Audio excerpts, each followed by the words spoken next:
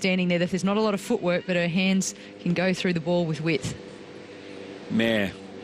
How does she come back here to Priest? Back of her length. She's swiping at this short and wide outside the off stump and through to the gloves of Josie Dooley. So that slip has come out. As you say, Lizelle Lee now more of a cover point down in front of us.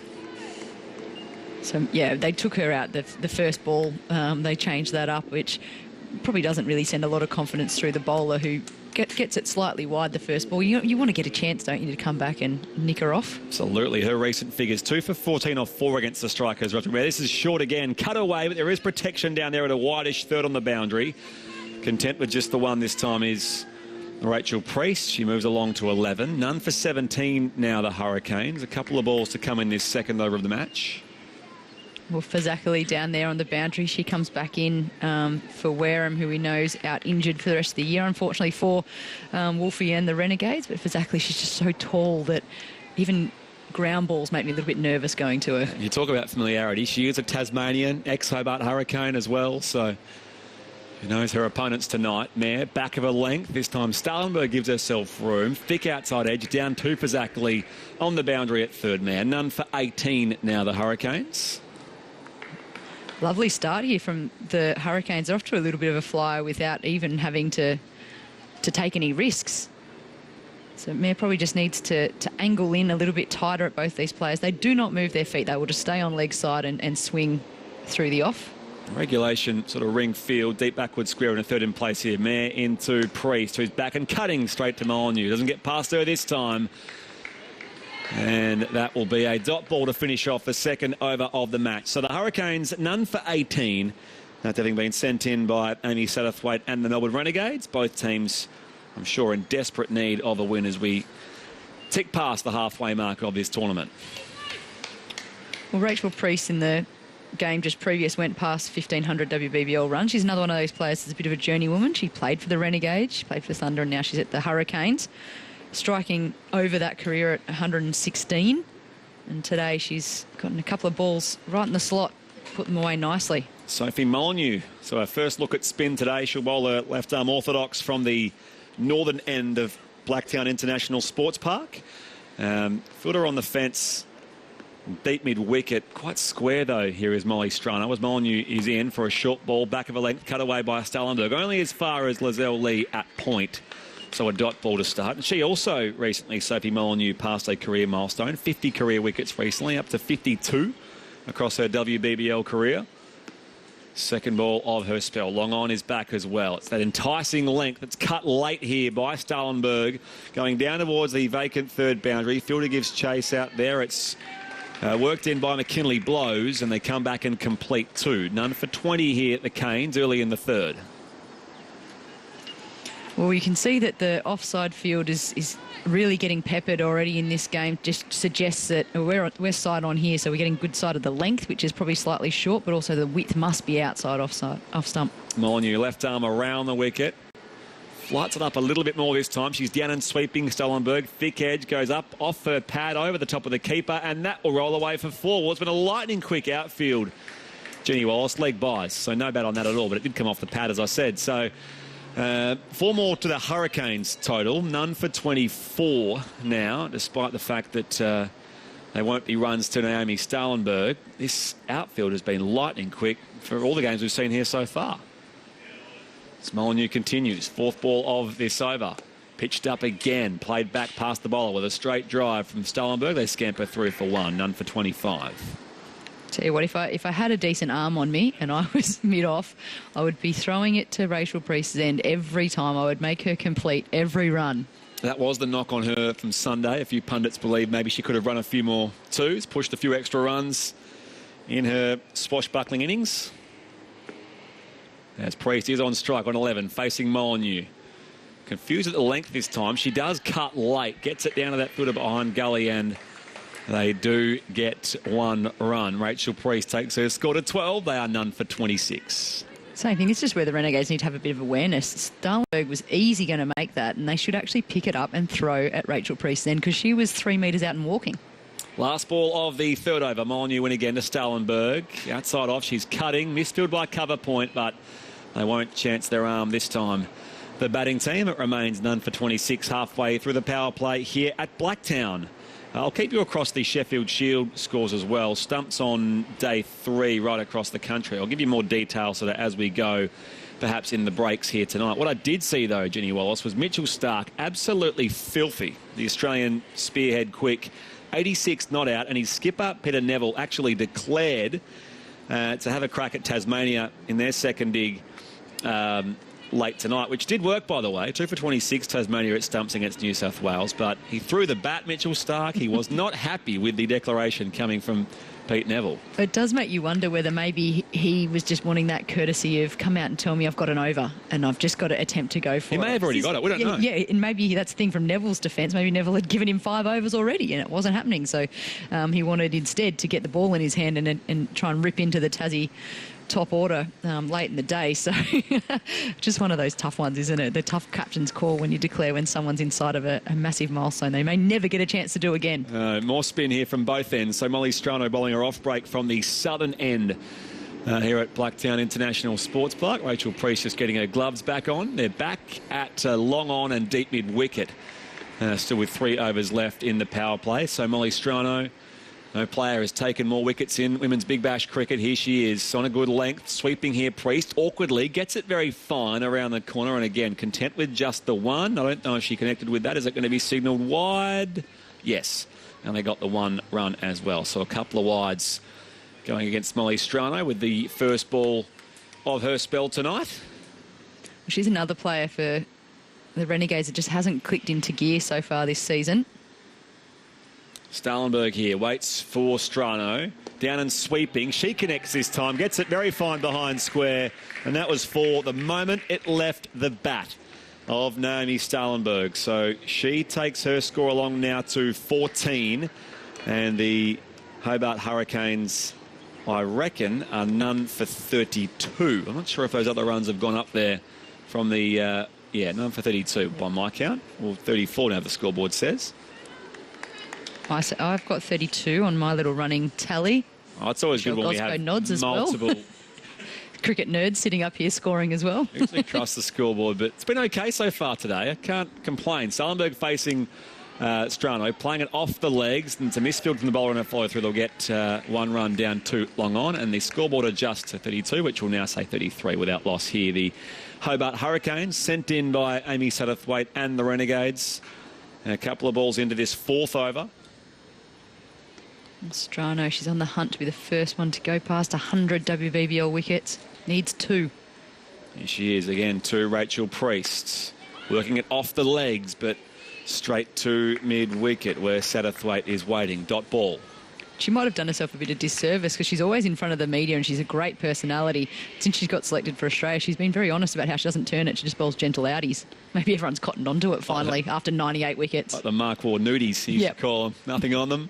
In past the umpire is Strano. Priest waits for her. She's down, sweeping over backwards square leg. And again, that will race away for 4. So Rachel Priest now takes her score to 16. And the Hobart Hurricanes are none for 37. Very few dot balls is what will be alarming for the Renegades and excellent for the Hurricanes. And obviously the fact that they're also leaking boundaries fairly dramatically, I would say. That there's multiple being scored already through 6 if you include the leg by as the sneaky boundary as well. So Priest again, not going to get set. They've pushed the fielder back on the fence in front of the I Love Blacktown side on the far side of the ground from us.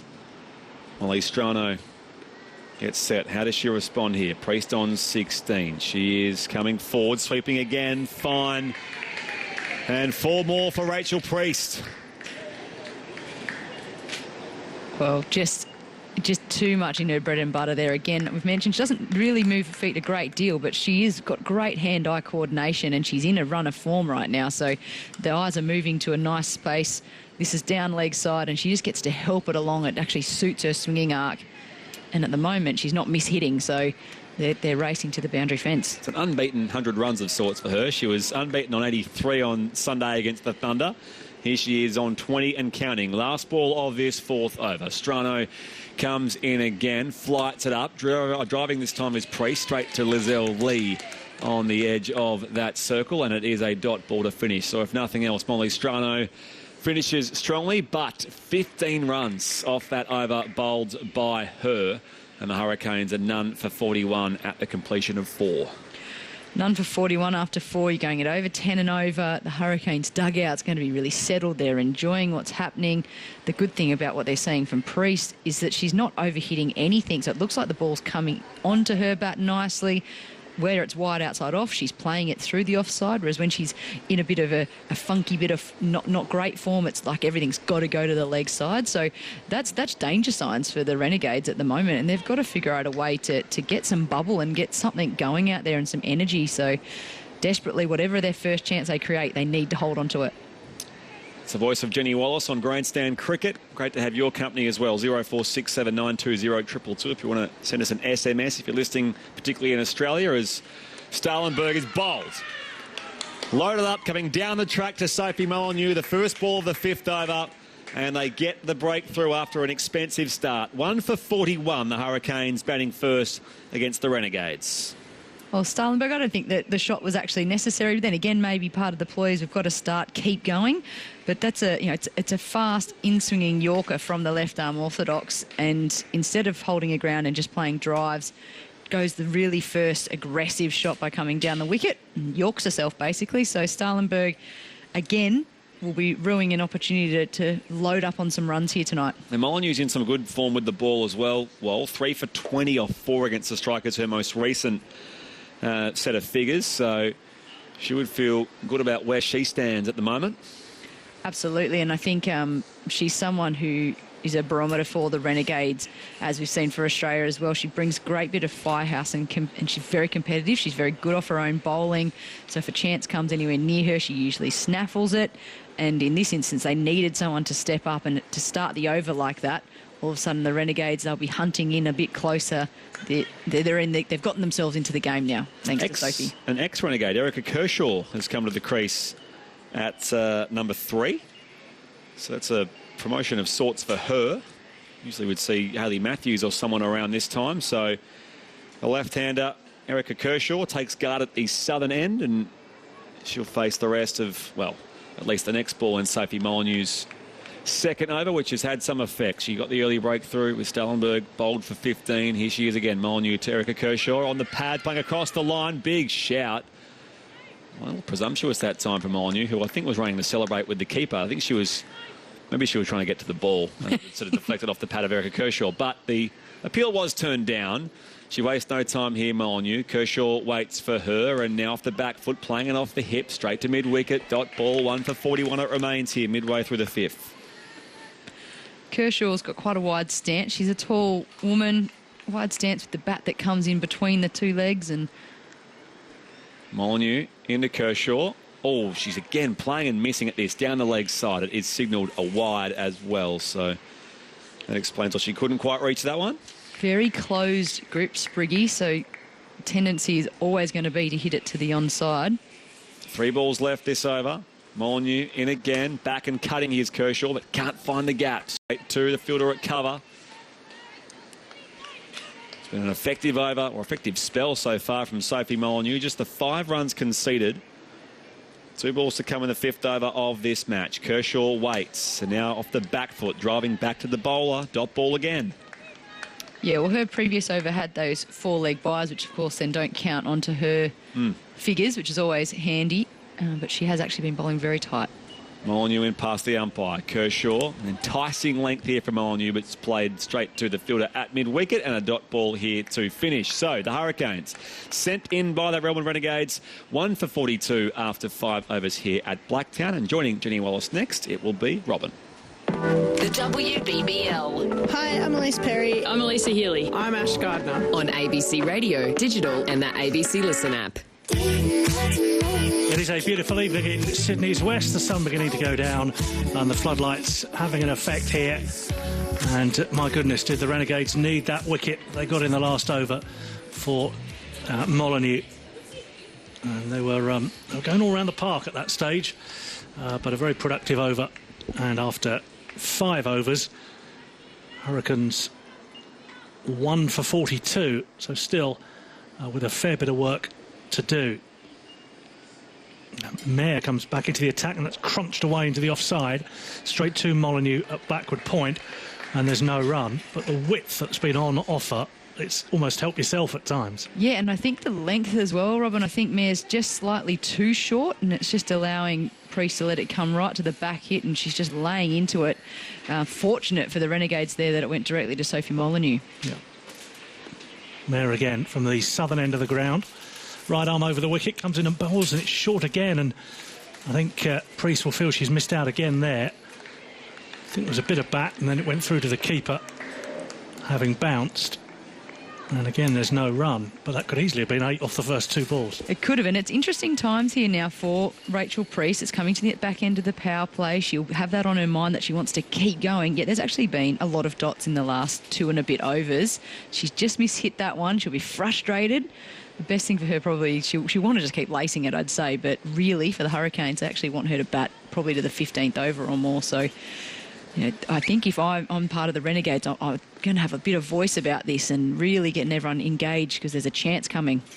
Interesting change of the field. I'll tell you about it in a second as Mayer comes into bowl to Priest. That one's pitched up and sliced away over backward point, out towards the boundary. 3 fielders converge on it, and one of them will reach.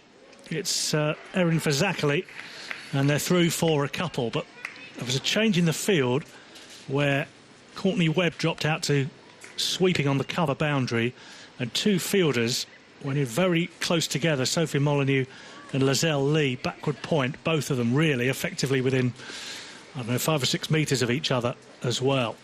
Here's Mayer, comes into bowl, that's beautifully crunched down the ground, but picks out only mid-off, and they're through for a single. But Priest went back in her crease there, turned it into a half volley and gave it everything. It was actually well fielded by Hayward at mid-off and kept them down to a single. But they almost set the field there for bad bowling with the 2 backward points and the cover sweep. Yeah, absolutely. And then, I mean, Priest, she's nailed that drive, and interestingly enough, it wasn't going to run because she assumed the clean pickup was going to occur, but Hayward's shown a tendency to go down into real defensive, big long barrier by putting her knee down on the ground and her leg down, and that was when Priest went, oh, actually, I'll run because you're not going to get back up again to throw that. So that was really interesting. She probably should have run as soon as she hit it and backed herself in. I know Gozzy's big on the running between wickets and the options there and where you miss out, so I think she's keeping tally for us, Robin. The left-handed Kershaw is batting out of her crease, and she's playing through the line of this one up towards Webb again at mid-on, and there's no run. So 1 for 45 with 1 ball left of the 6th over, 1 ball left of the power play. Kershaw hasn't had to do much batting and hasn't done a huge amount with what's been on offer for a score of 4, a duck and a 1. Here's Mayer into Kershaw again, heading through the line again out towards cover, playing it on the up, and there's no run off that delivery either. So the power play complete with 6 overs gone, 1 for 45. I reckon both sides will actually be quite happy with that, given the way that the Renegades started. They'd have taken 1 for 45 after 6, but Hurricanes are certainly not in a bad position either. No, I think so. I think if the Hurricanes before they started would have been told you'll be on 145, they would have taken it. However, I do think they'll look at it and go, we've burnt 10 to 15 runs by the way we've just approached the last 2 overs, so there's a little bit of frustration there, and credit then to the girls in red for actually adjusting and fighting back from being, a score rate going at 10 and over and looking way too easy after the 4th. So I think the Renegades have just scratched their way back into evening out the contest, which makes now each over back to the battle which we like to see. Carly Leeson back into the attack, having opened the bowling. And she'll come into Rachel Priest. That's played away through the offside, but well fielded at backward point, and they won't go through even for a single. It was a late cut by Priest, and got plenty of it, but only managed to pick out the fielder at backward point, and had it gone another yard to her right, then I'm sure it would have reached the boundary for 4 more. Here's Leeson into Priest. Slower ball, floated up. It was almost like an off-spinner. Priest has hit this one down the ground, reaches the edge of the circle, and they're through for a single. 1 for 46. Priest on to 24, And Kershaw looking to get off the mark. Leeson's been a bit of a surprise to me, Robin. I have seen her a few times throughout the WBBL, but being a player that really hasn't had a primary role in the side she's been playing in. This year we've seen a lot more time where they've gone to her with the ball, and in fact now shifted from using her fourth or fifth change to starting with her and using her a lot earlier. And a change of pace, I think, has a lot to do with that. Yep, noticeable tonight and at the weekend using slower balls. Here's Leeson in again, full toss, and Kershaw will get off the mark with this as she drives the ball out towards long on. And will pick up a single. At the moment, she doesn't look in great touch, Kershaw, and you can understand that given the opportunities or the lack of opportunities she's had so far. But she seems to be fighting to try and find some form at the moment. Here's Leeson into Priest again. That's driven into the offside, but not properly timed. There was a gap there. No cover sweep on that side of the ground, but went straight to cover. And this is where things start to get tough for Rachel Priest, because she's not someone who will drop and run or use softer hands and be subtle. If she's hitting the field, she's scoring dots. Leeson, slower ball again, taking the pace right off it and sweeping this one out towards the mid-wicket boundary. Mayer does the fielding and will keep them down to 1. That's the challenge. There may not have been 2 there, but you'd like to see them push and put pressure on the fielder. Yeah, it might make their fielder look up a little bit early and fumble, or a wild throw as a result of just that appearance of pressure. Kershaw, the left-hander, back on strike as Leeson comes into bowl. This one's a quicker delivery, edged away, and that'll go down towards the boundary at third, and it will be 4 to Kershaw. Not a proper shot, if you like.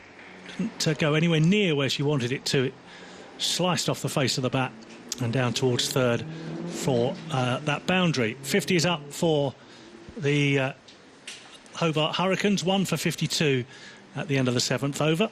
And stepping into the chair of Jenny Wallace, Michelle Goscoe joins us. Good evening. Good evening, Robin. Intriguing point of the match here, isn't it? I just heard Jenny talking about the Hurricanes. I think they've just missed a trick here a little bit. I can only imagine Kershaw's gone out because she's a left-hander. So just trying to change, I guess, the line of the Renegades bowling here. So we'll see another change in bowling.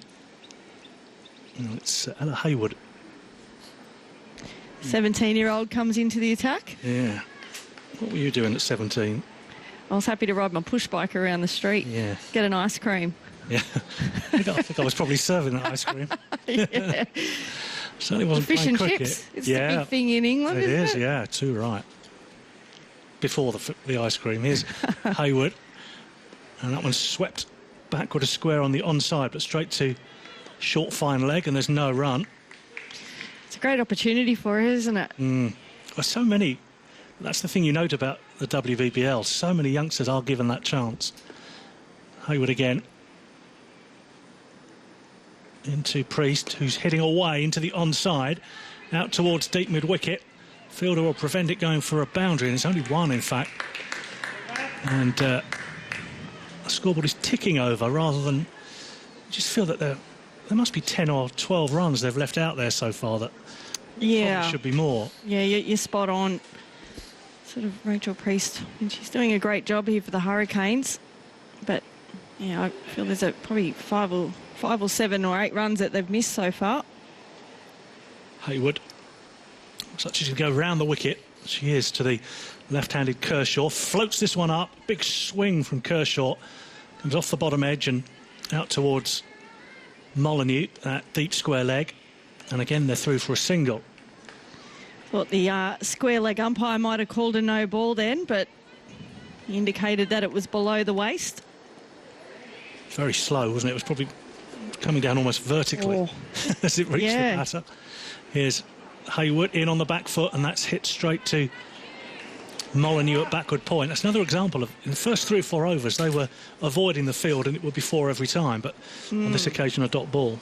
Yeah, a little bit of a mixed bag here by Hayward at the moment. Does he get her line and length right? He made her debut on Sunday bound to be nervous, I would think, as she bowls, and Priest hits this one away out towards deep mid-wicket. That'll go for 4.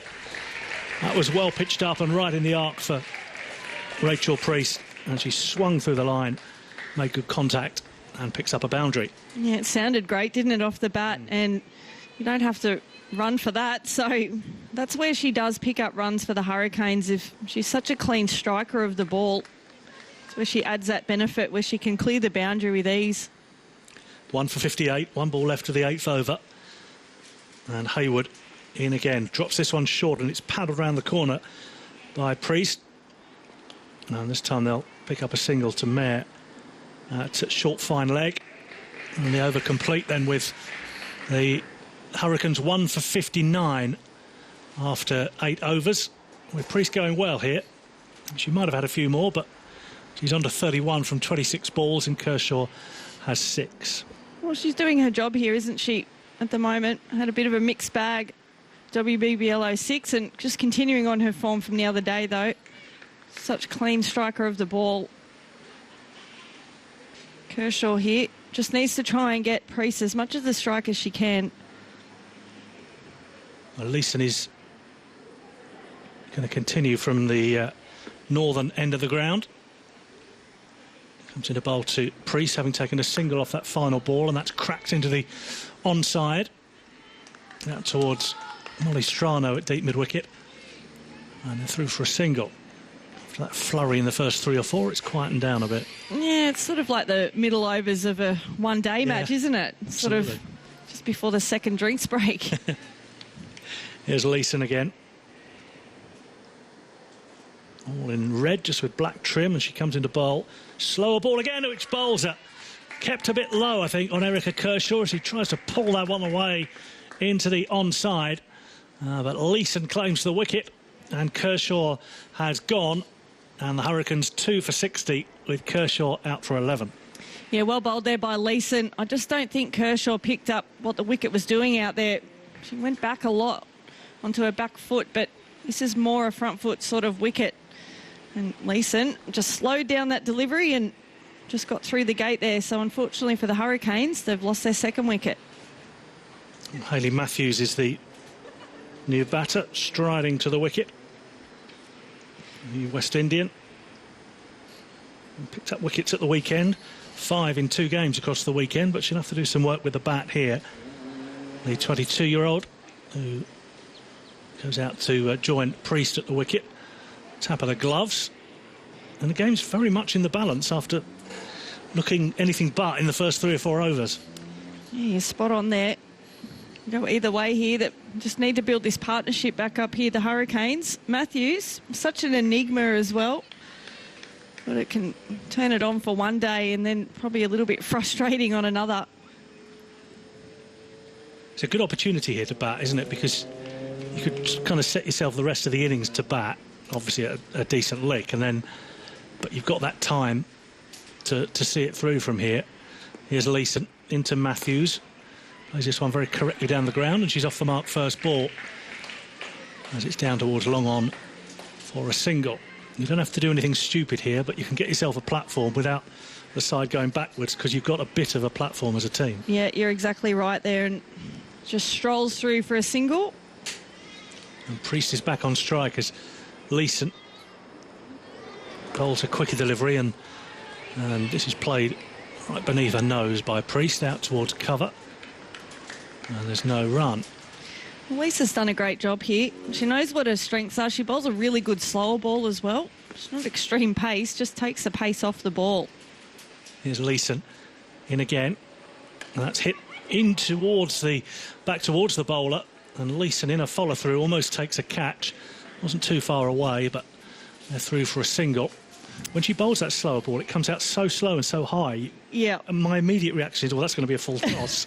And then it dips because it's got no pace on it. She's very good at it. Yeah. Here's Leeson again. And there is that slower ball in towards Matthews. Pushed into the offside very sensibly. And they'll pick up another single. So 9 overs complete. And it's 2 for 60. I thought 64, but the board's stuck at 63. Matthews has 2. and Priest has 33 at better than a run a ball. Michelle Gosco. Yeah, it's sort of evenly poised at the moment, isn't it? You'd think this is the key partnership here for the Hurricanes. And Rachel Priest has got to start. She needs to go on with it now. She's 33 off 29. Hayley Matthews has only faced a couple of deliveries, but she's hit the first one out of the middle of her bat. But you'd think the majority of the run scoring has got to be down to this pair. Molly Strano coming back into the attack with a score at 2 for 63. And she'll bowl to Hayley Matthews, high backlift. Strano in. Matthews is right behind it and pushing it out into the onside where there's no run. Yeah, it's a pretty underwhelming campaign so far for Strano. There she is again. Comes in to bowl to Matthews, who's on the back foot and hitting out through vacant mid-off, out towards the boundary. And again, she'll pick up just the single. But I just get the impression she's laying a bit of a platform here. Yeah, I think she's playing herself in the conventional sense of the word. Well, she's got a few more overs here, and the hard part then is to try and catch up in the latter stages of your innings. There's Strano. First few steps she walks and then breaks into a jog and comes into bowl to Priest, who's guiding this one fine into the leg side. But again, just a single. And Priest has just slowed down a touch of late. Well, you've still got some pretty good firepower in the Hurricanes lineup. Nicola Carey, Chloe Tryon as well. It's Strano into Matthews again. This one's looping up off a leading edge, and she's a bit fortunate that it drops in a gap between the bowler running through and Lizelle Lee at cover. And there's no run, but that could have been a whole lot worse for Hayley Matthews. Yeah, she's very lucky that's dropped in front of a couple of the Renegades fielders just on the offside. Well bowled there by Strano, just extracting a little bit from the wicket. Changing the field. Fine leg inside the circle. And deep square leg just backward out on the boundary rope. And this is worked into that kind of area out towards deep mid-wicket by Matthews. And they're coming back for 2 this time. They're throwing to Priest's end, but she is comfortably home, is the New Zealander. And a couple added to the total. 2 for 67.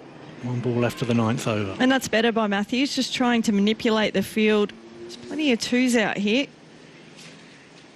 Yeah, big gap on the leg side because primarily the 3 fielders are all out on the boundary. Here's Strano into Matthews, who's playing this late down towards short third, and there's no run there, so the over is complete.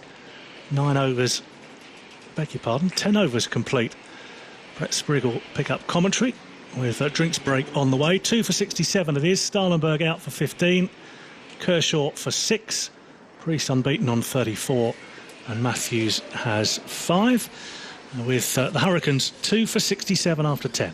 The WBBL on ABC Radio, digital and the ABC Listen app. G'day, Gozzy.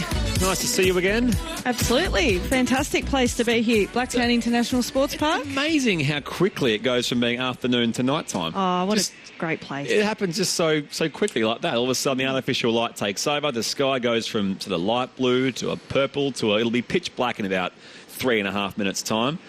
Perhaps I exaggerate. But where is this game poised, do you think, Gozzy? I mean, Rachel Priest is out there. We were pondering what sort of Rachel Priest we would see here tonight. She's going on with her innings from Sunday. Perhaps could be more aggressive between the wickets, but she's still out there, which is the important thing. Yeah, you're spot on there. And I think, look, it's evenly poised at the moment. 2 for 67. They'd probably take that pre-game. I just think it's been a little bit of a roller coaster innings, really. It hasn't sort of progressed on in the last couple of overs. They've lost a wicket and it's only been, I think, 7 runs scored. So not a whole lot of runs scored there, but I just think they they need to push on a little bit, especially when you've got someone like Chloe Tryon and Nick Carey in the bank as well. So the right arm pace of McKinley blows from that northern end. So she'll be the sixth bowler used so far for the Melbourne Renegades. Had a couple of texts here earlier. Greg and Emu Point in WA was loving the call earlier. Love to hear the Alex Price catch. Will there be a game tomorrow night, Heat v Thunder, on the WBBL station on the ABC Listen app? Jason Sydney. Jason, unfortunately not. State of Origin on tomorrow night. So that's the main ABC Sport offering tomorrow night. Can you please call them Hurricanes? That is Canes with a hard A, not Hurricanes. I do both. I say Hurricanes. It's a cane train. Oh, well, yeah, I suppose. But I'm guilty of using both. And I just think if McKinley blows into Rachel Priest, who's cutting straight to backward point, I think of how Jim Maxwell would say it. He would say Hurricanes. He says Queensland. Craig and Warri Yallick, yeah, appreciate you that. Appreciate your correspondence there, Craig. 0467920222 if you're listening across Australia and beyond as our coverage of WBBL 6 continues. I think Robin thought it was him that was the guilty party. So anyway, McKinley blows in past the umpire. Priest back and cutting through the gap this time, and that will rocket its way along for 4. Rachel Priest, 38 now of 31 balls faced, 2 for 71. Earlier missed the 11th over. Yeah, well, that's one of the areas that she's extremely strong, is just behind point. She sort of, like you said earlier, she doesn't really move her feet that well, but she really watches the ball and presents a full face. And as McKinley blows respond here, Rachel Priest again taps her bat and waits, coming forward and playing it back past the bowler. Just the one run, an easy run, as the bowler gives chase and converges with long on down on the fence. I mean, I'm not saying there was 2 there, but I reckon there were probably some batters in the comp that could pinch a 2 there. Yeah. Or at least apply the pressure and make the fielding team think you're going for 2. Yeah, maybe get the throw in or an overthrow or something just to put pressure on the fielding side. But she just adds so much else, doesn't she, Rachel Priest? She can clear the boundary with ease. Hayley Matthews back on strike, facing McKinley blows, and she's just watchful this time and off the back foot, punching it straight to mid-wicket, who's coming around straight of the wicket. And that's because the ball didn't quite get up for her. It's been skidding through. It's got a low and slow bounce here at Blacktown. We've seen a lot of LBWs and bolds. Both dismissals here bowled so far tonight. Full of ball for McKinley blows, driven back. It hits the stumps at the non-striker's end. They will get 1. And again, Rachel Priest just grounding her bat as the throw comes to the keeper's end. 2 for 73 here, the Hobart Hurricanes. 1 to come in the 11th over here on Grandstand Cricket. Very good, Brett. Excellent work. We just see Matthews here. She's very circumspect in her shots at the moment, isn't she? Just trying to push for ones. Blows into Priest. Last ball the over. This is a big blow out to deep backward square. Catch is dropped by Rosemary Mayer. She's put that down. She had the fingertips pointed to the sky. Probably coming to an awkward position on her body, but that is an outfield catch, which more often than not should be taken. I think Rosemary Mayer knows it too. So a chance with Rachel Priest dropped on 40. She completes the extra run to make it 40, and the Hurricanes are 2 for 74 after 11.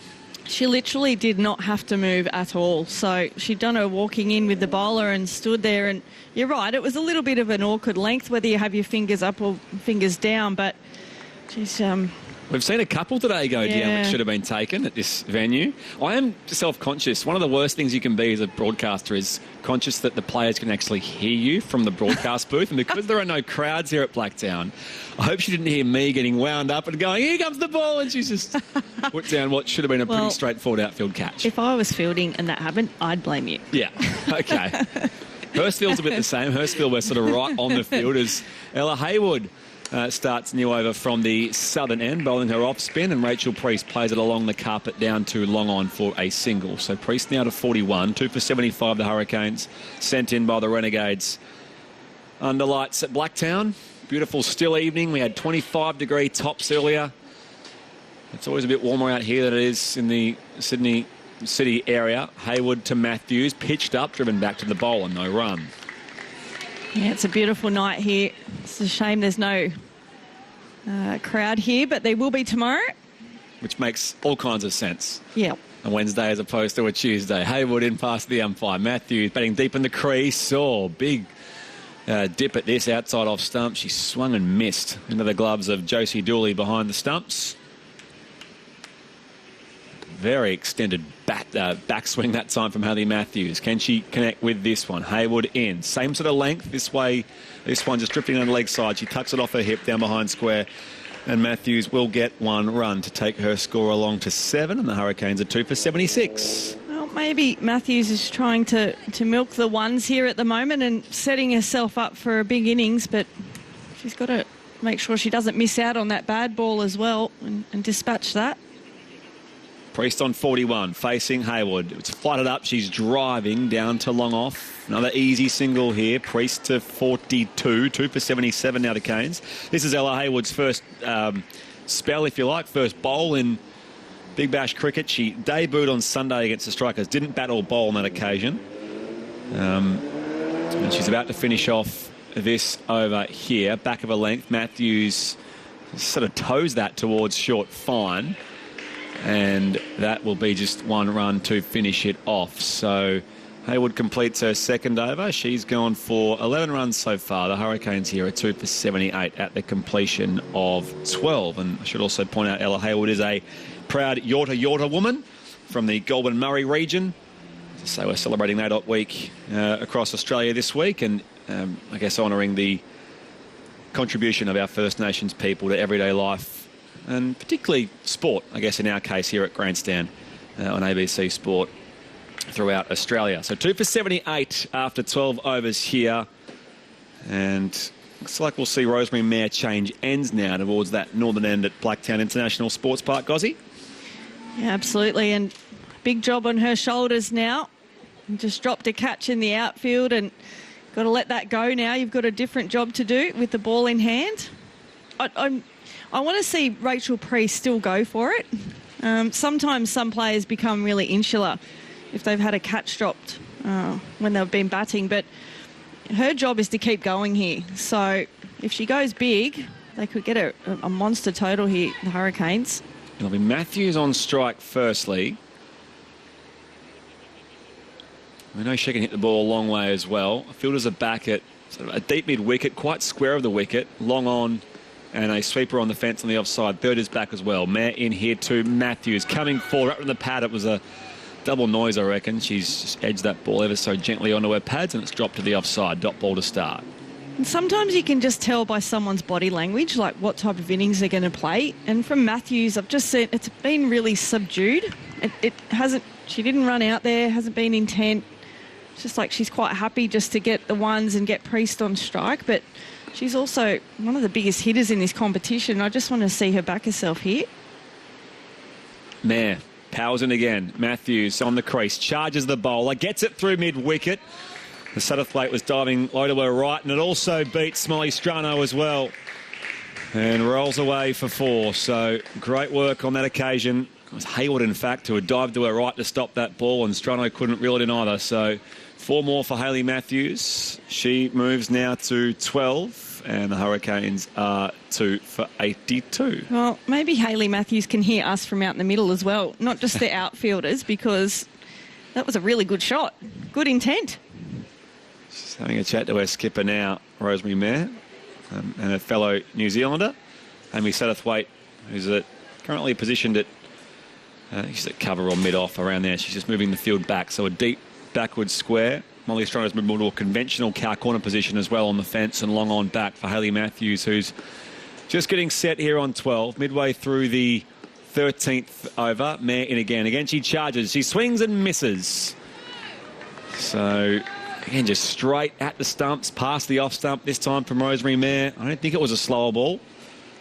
No, it just went under her bat. So I like that intent, though, because the field is all up on the offside except for that third. So if she gets one over the top, it's definitely a 4. Yeah, and third and fine leg are both spread pretty wide as well behind the wicket. So, again, Matthews waits for Mayer, charges again, plays a correct straight drive back past the bowler. Long on comes around, and they should be getting 2, but they will just get the 1. Although this occasion it was Hayley Matthews who stuck up the arm and said no. content with just a single, and they change the strike over again. So Matthews to 13. Priest now on 42. She will face at least this next ball from Rosemary Mayer. 2 balls to come in this 13th over. 2 for 83. Yeah, that was a cracking shot by Matthews. So still. Look, beautiful on drive for one. Sort of met the ball on the up as well. She was coming down the track and had the elbow up straight. Very technically astute. Priest facing Mayer. Turns this around the corner. Little paddle again. Didn't use the feet. She's been given leg before wicket.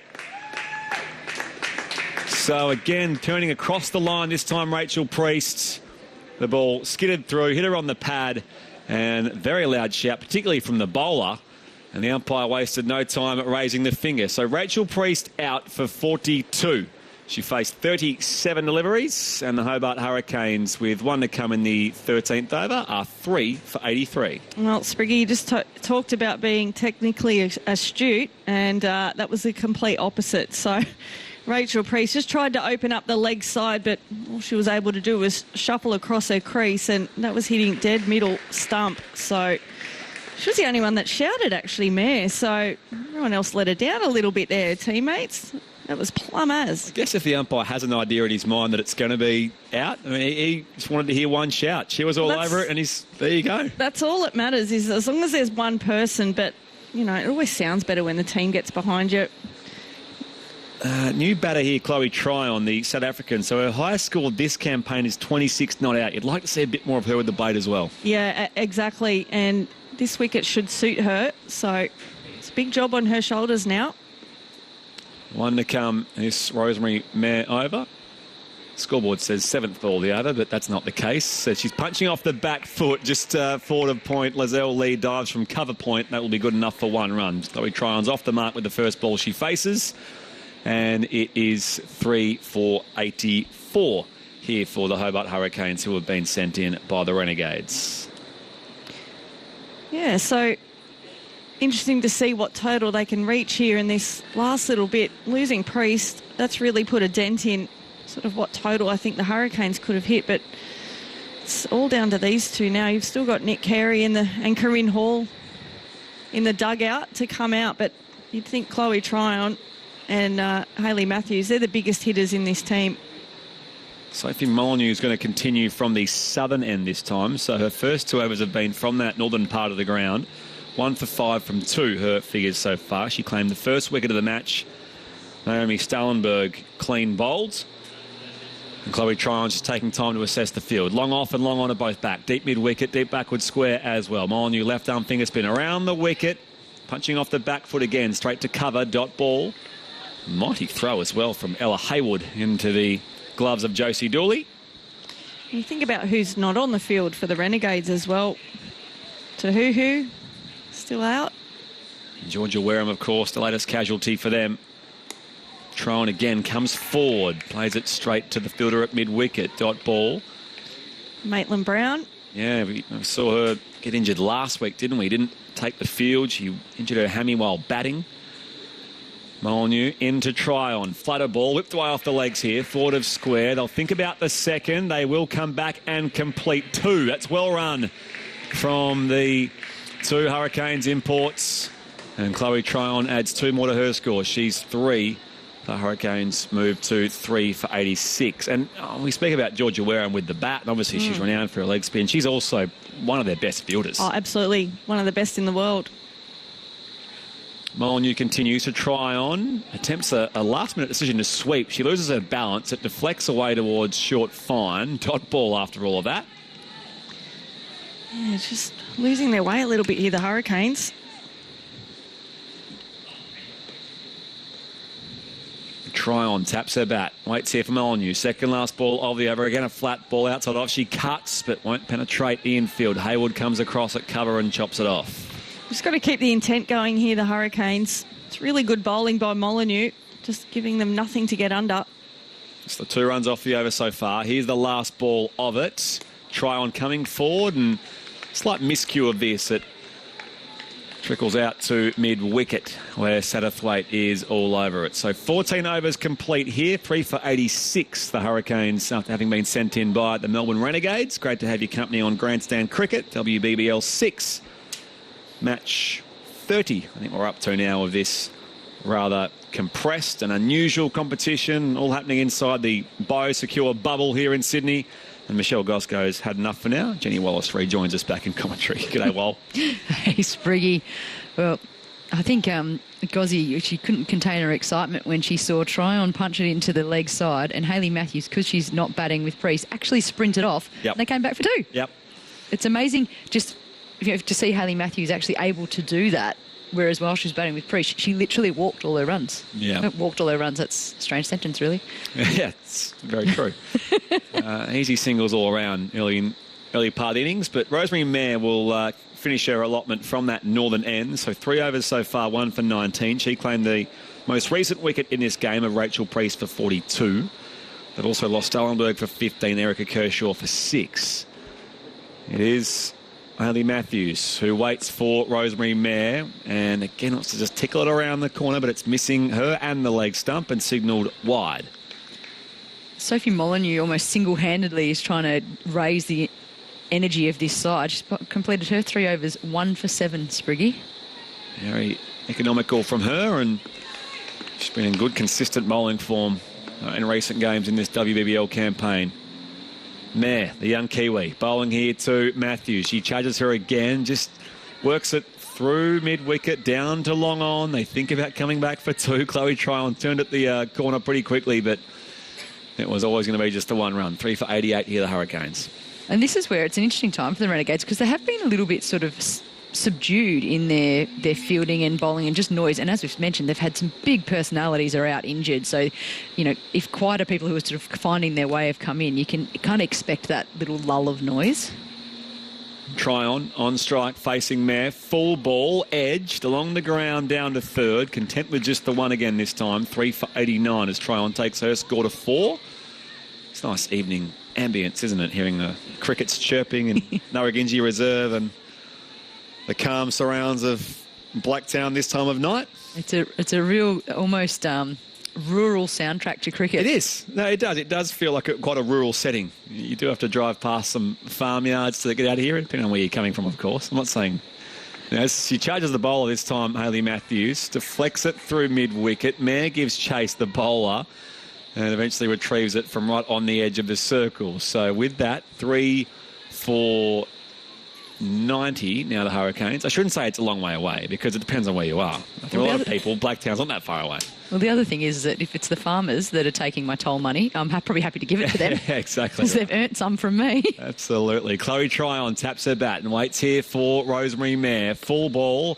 It's going to be dropped, so I reckon it was a tough chance for Satterthwaite coming across from mid-off. It comes away off her fingertips. They come back and complete 2. It looked like it was arriving on the half volley. She may have just got there, but perhaps some interference from her boot as she sort of got tangled up in that as she was coming to ground. Yeah, tough chance. It was hit like a rocket. And Amy Satterthwaite, we have seen her hold on to ones like that in the past, but it looked like she actually just got it too high, sort of wrists instead of palm of her hand. 3 for 92, second last ball of the over. Again, charging this time, going big, out over long on Matthews. That goes all the way for 6. Chloe Tryon, in fact. Chloe Tryon's hit a towering 6 down the ground. And she doubles her score and moves along to 12. The Hurricanes now 3 for 98. Oh, that's a disappointing one for the skipper, Amy Satterthwaite. She'll be absolutely ruining the fact that she's dropped her the ball before. They scamper back for 2, so she's on strike, and then she belts her. Last ball, the 15th. Rosemary Mayer in the Chloe Tryon off the pad. It comes behind square. They will get 1, which is at least a leg by. And yes, a nice early signal from the umpire says indeed it is 1 to the Sundries column. But 3 for 99 here, the Hurricanes, at the completion of 15 overs. To bring us home this innings here at Blacktown, it will be Robin Chipperfield. The WBBL. Hi, I'm Rachel Haynes. I'm Elisa Healy. I'm Nick Carey. On the stance, big shout. Correct the 4, and she's given. Down the pitch, gets a full toss and hits it for 4. On ABC Radio, digital and the ABC Listen app. So Hobart 3 for 99 then with 5 overs to go. I think I might call them Hobart from now on, just to be sure. We don't want to get the ear of the listeners here. No. We love when they get back in touch with us, and we do sometimes tie ourselves up with our words. So by all means, get involved. Let us know when we can be better. 5 up plenty of times. 5 overs to go. And this is an intriguing game, which looked early on as though Hobart were going to dominate, but the Renegades have certainly fought their way back in. Here's Molly Strano coming into bowl. And, that's a good shot down the ground from Tryon, who used her feet to get to the pitch of the ball, hit it firmly. I think Strano got a touch to it, and they've managed to keep it down to 1 as the ball ricocheted away out towards long off. And Tryon's actually calling for a new bat for when she's next on strike. I think she's blown the toe out on that one, trying to hit that one back to the city. 3 for 100. As Strano comes in, and that's beaten outside the off stump. There's an appeal for caught behind, but given not out by the umpire. She went back in her crease, did Matthews, and must have been some kind of noise, maybe bat and pad together. And the keeper took a very good take behind the wicket, Josie Dooley, but given not out. So it remains 3 for 100 as Strano continues into Matthews, driven a good length ball up through long on. And again, they'll pick up the single. We saw in the earlier game, 140 was the target, which was reached. Think there'll be something similar. Is that about right? It's the same pitch, of course. Yeah, at the moment they're on target for that 130, but they need a big over to probably set their momentum at the end of the batting innings here. So this is where it's really crucial for the Renegades to understand that they've got them on something that's probably just below par in the sense that it's very gettable. As you said, we saw 140 get chased. The Hurricanes really probably want up 145 and above if they can. Chloe Tryon's probably the danger woman, I would suggest, after being dropped. Her intensity's gone up even further, and we're yet to see Hayley Matthews really sort of free her arms up, but we know that she can do it. Change of bat for Tryon. As Strano comes into bowl to her, and she's smashing this one away. Does hit the ball very hard indeed, out towards long on, and they'll pick up a single. Yeah, there's not been, since the maybe third or fourth over, there's not been that big over. We saw in the first game an over of 19.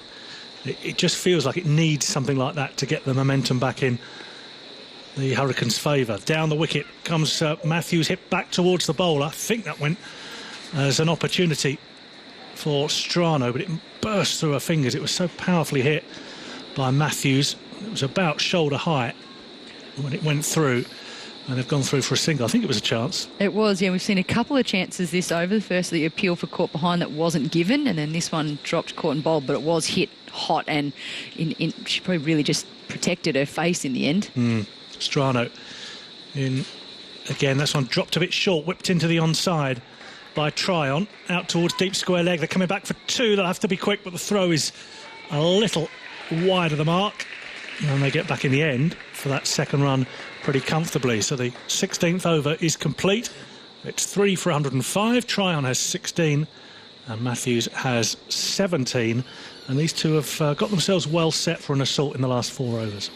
Yeah, bang on, you're right. I really enjoyed the fact that they pushed hard for 2 then. The fielder didn't do too much wrong. She sprinted across from deep backward square, collected it cleanly, but because they were pushing on her arm, she ended up throwing wide of the stumps, so they ended up getting home quite easily. And that's that intensity you want to see. That if it hasn't gone for a boundary, put pressure on those sweeping fielders. Molly Strano, she was the one that went for the big over, Robin. She went for 15 back in the 4th over. So she's come back quite well, and as I said, generated a couple of chances in that over just previous. Looks like Carly Leeson coming back into the attack at the northern end of the ground. These are tough times to bowl. The field is spread wide. The fielders inside the circle are at short third, backward point, cover, wide mid-off and short fine leg, as Leeson comes in to bowl to Matthews, who clips into the onside, thinking about 2, but Strano is the fielder, gets to the ball pretty quickly and keeps it down to a single. 3 for 106. It's good from Hayley Matthews, just knocking it into the leg side and getting off strikes. Tryon is much more known for her finishing abilities. And I think she likes the look of a bit more pace as well to work with. Yeah. Here's Leeson into Tryon. That would have gone miles had she made contact with it. Comes off the edge and squeezes out towards deep mid-wicket. Blows does the fielding, and they're through for a couple. Would have gone into orbit and she got hold of that. It's like that, isn't it? She's changed her bat again, and there was about 4 or 5 run out. The poor, I think it was Emily Smith, the poor Hurricanes substitute. Leeson in again to Tryon. Slower ball, swept behind square onto the onside. Good shot from Tryon, very intelligent. And you can have brains as well as brawn, and she's managed to play that into a gap. Backward a square on the onside just by lapping it behind and timing it beautifully for a boundary. Yeah, excellent footwork, and just able to, you can see she loads up because she wants to hit it as far as she can straight, but once she recognised the line was heading down leg, so quick with her hands to whip it around and into a gap again, so good placement. Leeson into Tryon again, and this one is a half volley which is punched down the ground by Tryon out towards Mayer at long off. And they're through for a single. 3 for 113. And Tryon moves on to 23, and Matthews on strike has 18. Great delivery from Carly Leeson there, executing her Yorker. Well done. Here she is again. Slower ball again. That's hit up in the air, out towards deep mid-wicket. Fielders after it, and manages Strano to gather it after the ball had bounced once. It looked for a moment as though it was going straight to her again, but it just fell short. Perhaps not the timing from Tryon. And they went through for 1. 3 for 115. Are the Hurricanes here after the Renegades won the toss and decided to bowl first. This one sliced straight up in the air out towards point, and it should be a very comfortable catch, and it is. And the wicket falls. Matthews goes for 20 off the bowling of Leeson. Ball went straight up in the air, and the catch was comfortably taken. It's 4 for 115. Well, you could see there they already had 10 off that over, and identifying the need to just keep going. So she pushed for that extra boundary, gave herself room to play to the leg side, a good change of pace, and that's what Carly Leeson's been doing this tournament, just making sure that it wasn't as simple a equation for Hayley Matthews, and gets the slice. Good catch from Sophie Molyneux. I know it went straight up and then came down to her, but directly, but they're just not easy, and especially not easy under the lights and a bit of dewy conditions and stuff. So Molyneux, very good technique to hold on to that. Yeah, went high as well. So it would have been very difficult, I think, in the... well, the spin on it would have been a lot, wouldn't it? Yeah. Might have connected with a bird or two that is flying around. Not sure of the make of those, but... causing some distractions. The breed are we going with, or the... You could use whatever works. Hurricane, make, breed, sort of the same. 3 overs to go. 4 for 115. And looks like Molyneux coming into the attack. So there's one little error I reckon the Hurricanes have made there, is not understanding it was the last ball. They actually crossed for the single. Yeah. And so it actually means Tryon's not on strike. Yeah, a bit unlucky there. One time you didn't want to run, girls. Yeah, Nick Carey's the new batsman, I should tell you. Batswoman, batter. Carey will be on strike. 4 for 115.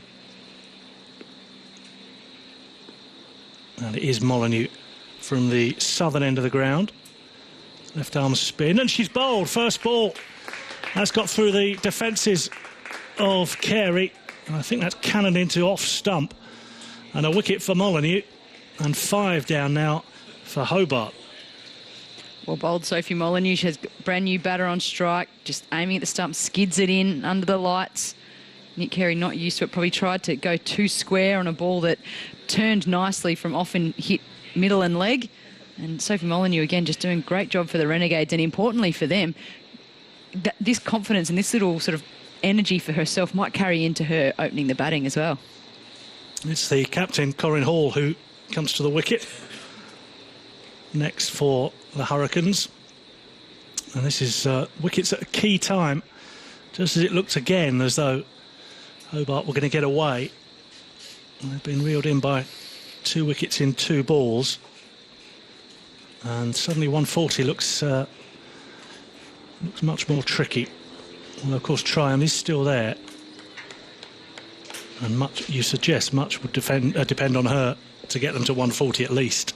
Absolutely, and this is hopefully where we see some smarts from Corinne Hall. She's played cricket for a long, long time, and hopefully her experience is just looked around, where am I getting a 1 from? My job is to get Tryon on strike as much as possible. Here's Molyneux on the back foot. Is Hall working this into the onside, and that's intelligent cricket, as she does exactly what Jenny Wallace suggested and picks up the single. I think I'm right in saying Renegades haven't chased 120, not scored 120 this season in this competition, so batting has certainly not been their strength this season. Which is surprising, and they have got the firepower at the top with Molyneux and especially Lizelle Lee, who just hasn't had a tournament yet, so is tonight the night for her to get going? I love that phrase, they're due. They're due. I've been due for about 46 years. Still not happened. Here's Molyneux into Tryon on the back foot, hit away, uppishly backward a square on the offside. There's no fielder there. And they've found the gap as Tryon, and that will go for 4. When she hit it, I thought wasn't going to pick up a single, but the ball has raced away and picked up the boundary. 4 more to Tryon, and she moves very serenely on to 27, I beg your pardon, 5 for 120. Tough one for the bowler there. She's angled that in. It's going on to hit leg stump, and somehow she's managed to be cut well behind point for 4. Molyneux in again. Down the wicket comes Tryon and hits this one very firmly. What a beautiful shot that is into the onside. Timed it magnificently all along the ground and has found a gap that was not that wide out towards wide long on, and picks up another boundary. And these are very useful runs for the Hobart Hurricanes. Absolutely vital. Tryon just starting to cash in. God, she's got some power. Here's Molyneux again around the wicket. Tryon on the back foot, punched purposefully out towards long off, and she'll pick up a single. Will Tryon. It moves on to 32 from 21 balls. Kind of a free hit here for Corinne Hall. It's the last ball of this over. You don't really probably want a single at this point in time because you want Tryon on strike at the next over, so free swing. Molyneux into Hall, who's worked into the onside, and there'll be at least 1. They might look to push 2 here. Fielder is to the ball now, so they will keep it at a single. I think Hall is a little bit disappointed at that, because she was looking to time that, maybe not hit it as firmly and pick up 2 into the onside with the fielders all back on the boundary rope. But 18 overs have been completed, 2 to go, 5 for 126. Yeah, again, you can kind of see, can't you, what Corinne Hall had in mind there, but as you said, she just actually middled it and timed it too much. Needed a sneaky miss hit in that instance, and they would have probably been able to get back for 2. So she's on strike again. Now she just needs to do that little dink and get off strike again. Yeah, 5 for 126 then. So you'd suggest from here 140 is about minimum. And Molly Strano is going to come into the attack to bowl her final over. 3 overs so far, none for 25. She's in conversation with Amy Satterthwaite about field placings. What we're going to do here, everybody who's on the boundary, I think he's out on the leg side. Can't see anybody out on the offside boundary.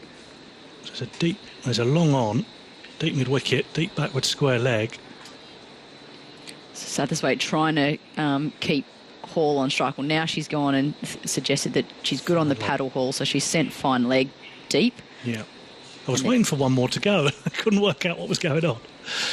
But yeah, fine leg has dropped down. Strano comes in to bowl to Hall, who tries a reverse sweep, and it goes to short third.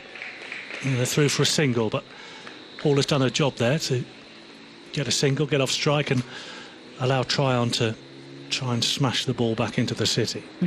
Hall is the only player I've seen, male or female, that plays the paddle and the reverse paddle by bringing her left hand all the way down and holding the bat. So she's got really good control over it instead of sort of not having control. But it's no one else tends to do it, which I'm really surprised at. It's how we all do nicks for practice as coaches, but she's the only one that does it. Let's raise another question, which I'll come back to in a second. Estrano comes in to bowl to Tryon, who sweeps out to the onside. It's a misfield. They put the pressure on by suggesting there might be a second. It's misfielded by Blows, and they get back for 2. Assuming if you sweep with one hand down the bat effectively on the back of the blade, do you not lose? You lose power. Lose power. Yeah. You're not going to hit a boundary, or you're unlikely to hit a boundary. No, she only does that when she's really looking to make sure she guides it into a gap. Yeah. Here's Strano into Tryon again, who's heading powerfully over the offside. Good shot from Tryon. Has he got the spin to take it out towards the boundary rope? No, it'll fall just a couple of yards short on the far side of the ground to us, but they will pick up 2 more. Thought she'd time that much better than that. Yeah, just didn't get quite a hold of it. I like what she's trying to do there, though. She's standing very wide outside her leg stump, really saying, I'm going to go over cover because that's where there's no protection. So she got the length in the ball she needed, just didn't quite get the connection. 5 for 131. And Strano will come into bowl to Tryon again. Hit up in the air, out towards long on. Fielder's off after it and takes a very good catch. Excellent catch, diving forward. Right down by her ankles was that. And that's a very important wicket for the Renegades. It's Fazakli, I think, who's come into the side this evening, who's taken that catch very low down. And Tryon must go for 36. It's 6 for 131. That's a great catch. She is tall and gangly and, deer in roller skate style looking when she comes across, and to get down that low and hold on to it, 2 hands to it, really fantastic outfield catch from Erin Fazakli. Takes Molly Strano onto 99 wickets in her WBBL career, in sight of the 100. Yeah, nobody else has done it. 2 balls to go, I think, for her. Yep. Tonight. Can she do it tonight? What an achievement, if and when she does it, whether it's tonight or not. What a great achievement. Certainly is. And she's set up that opportunity, or rather Fazakli probably has set up that opportunity for her, you have to say. Maloney is the new batter here.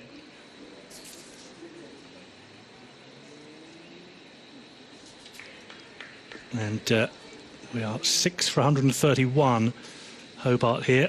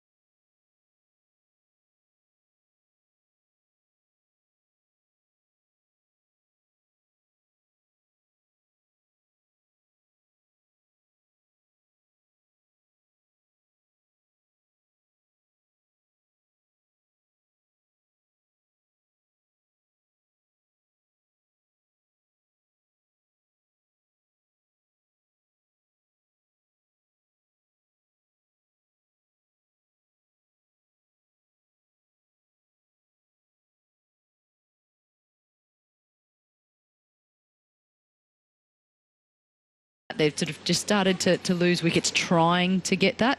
Great piece of fielding from Strano. So quick in off the rope, pick up, direct hit. Loved it.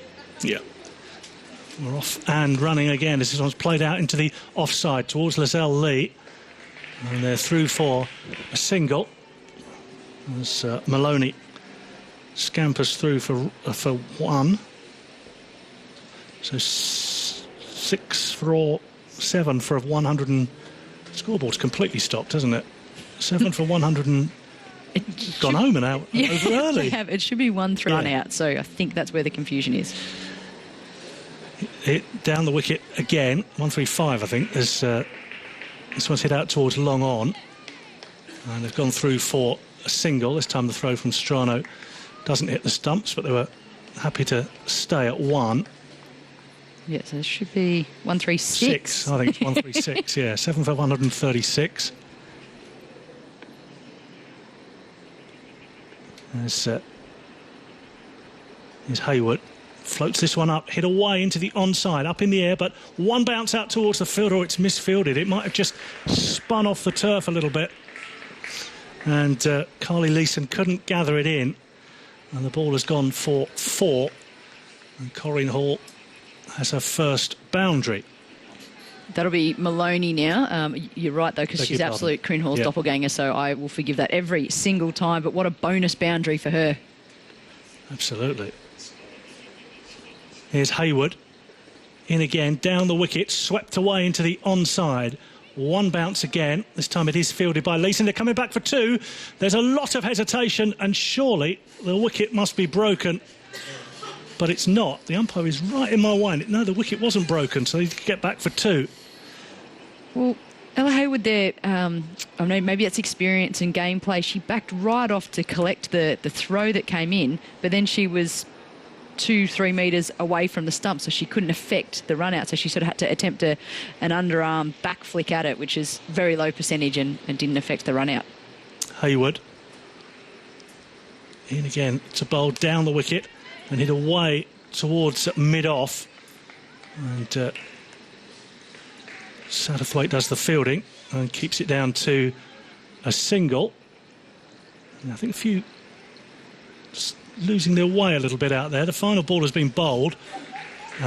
Scoreboard amongst those to lose its way, but 20 overs have been complete and 7 for 143 is on the scoreboard. Smith on 1. And in the end, they've got above that 140 mark that we saw wasn't quite enough early, but there would be a suggestion that this will be a very, very competitive game at 7 for 143 after 20. I think so. I don't think the Hurricanes... I should say, I think the Hurricanes have left maybe 10, 15, 20 runs out there. They got a great start. They're scoring at 10 and over in the power play. They sort of sedated right down for a bit there. Chloe Tryon got them a little bit further up. So they've made the 143, which is defendable. But of course it is. However, I don't think they've battered the Renegades out of the game. And if we can see Zell Lee and Amy Satterthwaite fire in this chase, we're up for a good game. You could see why they've been in a sense, why both sides have been struggling, because at different phases of that game, the wheels were coming off a little bit for both of them. Although, to be fair, both of them at different phases got it back. Yeah, and that was the good battle, wasn't it? It seesawed between bat and ball. You thought the Hurricanes were on top, but the Renegades fought back. I thought Sophie Molyneux, she had a pretty ordinary misfield very early in the game, giving away the first boundary. And then she pulled herself back up off the carpet and got on with her job and was excellent off her 4 overs, taking a couple of wickets. But, yeah, I think you're right. Both teams had moments that they would look at and go, we could have been better there. And then, so that's why it's still sitting so even. I can't call this game at this point in time. I would have thought the Hurricanes should, as I said, I think they've left 20 runs out there probably. All right, we'll see what happens. Thank you very much indeed. That is Jenny Wallace with us on Grandstand Cricket this evening. Also Michelle Goscoe, Brett Sprigg alongside us. We're back for the second innings very soon with the Hurricanes having posted 7 for 143. Rachel Priest making 42 and top scoring. Chloe Tryon with a very useful 36 down the order. Hayley Matthews 20. Also double figure scores for Naomi Stallenberg, for Erica Kershaw and for Nick Carey. The bowling figures: Carly Leeson 4 overs 2 for 29. Rosemary Mayer, 4 overs, 1 for 31. Picking the bowlers, Sophie Molyneux, 4 overs, 2 for 18. Molly Strano, 4 overs, 1 for 31. Ella Hayward, 3 overs, none for 21. And McKinley Blows, 1 over, no wicket for 7. So the Melbourne Renegades will need to chase down 144 if they are to win this game here at Blacktown International Sports Park. 8:31 is the time. The run chase will get underway very shortly. But first, let's get the latest from the ABC newsroom.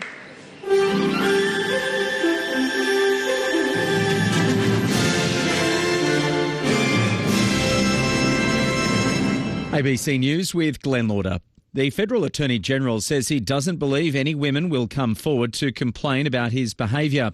A Four Corners report aired allegations that Christian Porter was seen kissing and cuddling a young female Liberal staffer at a Canberra bar in 2017 while he was still married.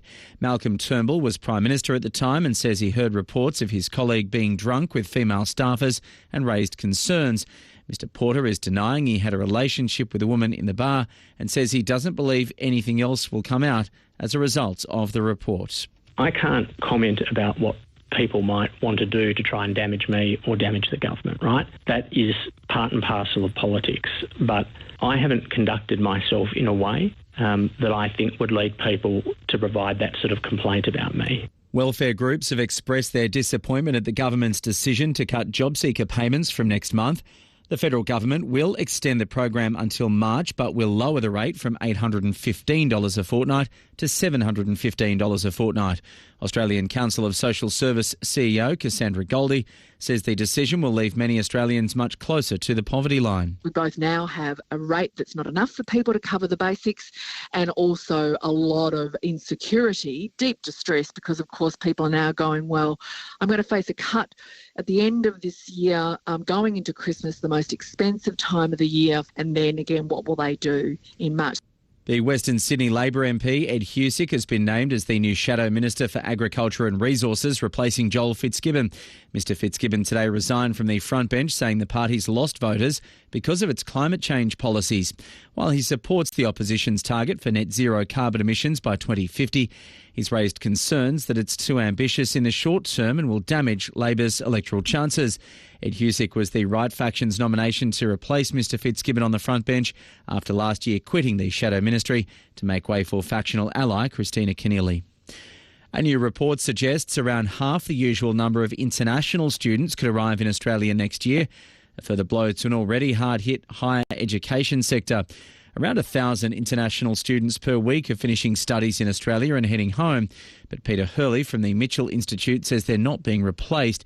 He says how attractive Australia is to foreign students into the future will be a hard thing to gauge as the pandemic continues. The hope is that Australia's ability to handle the coronavirus may make it a more attractive option. But again, everything's so difficult at the moment because the borders are shut. The WA Premier says he's confident tough COVID safety rules for large events won't reduce the number of festivals across the state over summer. The Health Department last week warned large events would not be approved if organisers didn't have measures to deal with COVID risks, such as mosh pits, dance floors and alcohol-affected crowds. Mark McGowan says so far only 4 events with more than 500 people have been knocked back pending further information, and another 157 have been approved. We live in a COVID world. We're going to have measures in place that are at times difficult, and whilst Western Australia has done extremely well, we need to just continue to take precautions. A Hungarian diplomat in Bangkok has tested positive for COVID-19 and is thought to have caught it during a visit to Thailand by Hungary's foreign minister, who tested positive last week during an abortive official visit. In Cambodia, officials say Hungary's ambassador to Cambodia and Vietnam has also tested positive after a one-day visit by the Hungarian Foreign Minister, Peter Szijjártó. Mr Szijjártó was found to be infected when he was tested last week on arrival in Thailand from Cambodia, where 4 people out of more than 900 tested because of links to his visit have also returned positive results. Armenia, Azerbaijan and Russia have signed a peace agreement to end 6 weeks of fierce fighting over the disputed enclave of Nagorno-Karabakh, with the deal seeing Armenia giving up large amounts of territory. The BBC's Jonah Fisher reports. This isn't total defeat for Armenia, but it's not far short. The agreement sees Azerbaijan hold on to the parts of the disputed region of Nagorno-Karabakh that it's taken in the last 6 weeks of fighting. Armenia has also agreed to withdraw from several surrounding areas over the next few weeks. Russian peacekeepers will be deployed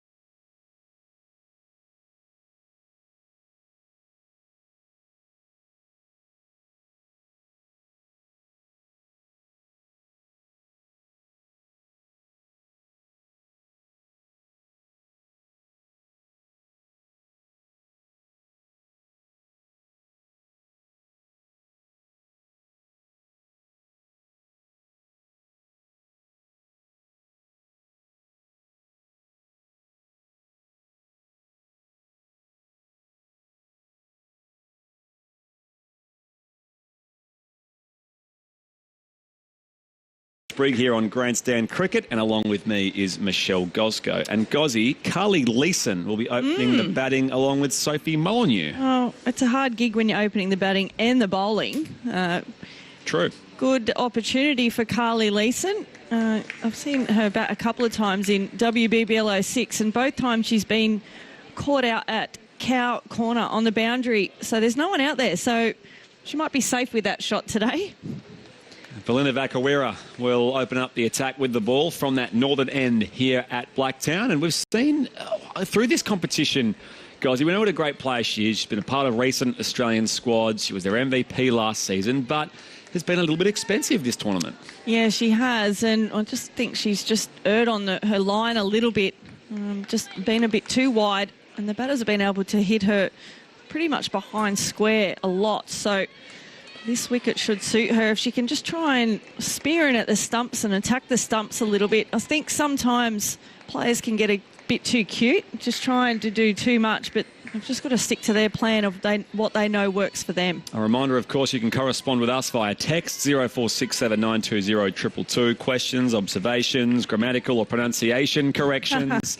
It's all covered here on Grandstand Cricket via the services of the ABC and BBC. Sophie Molyneux facing up here. Vakawera steaming in. It's a full ball, uppishly back past the bowler, straight to mid-on. Dot ball to start. Yeah, good start there by Vakawera. Molyneux just threw her shot a little bit early.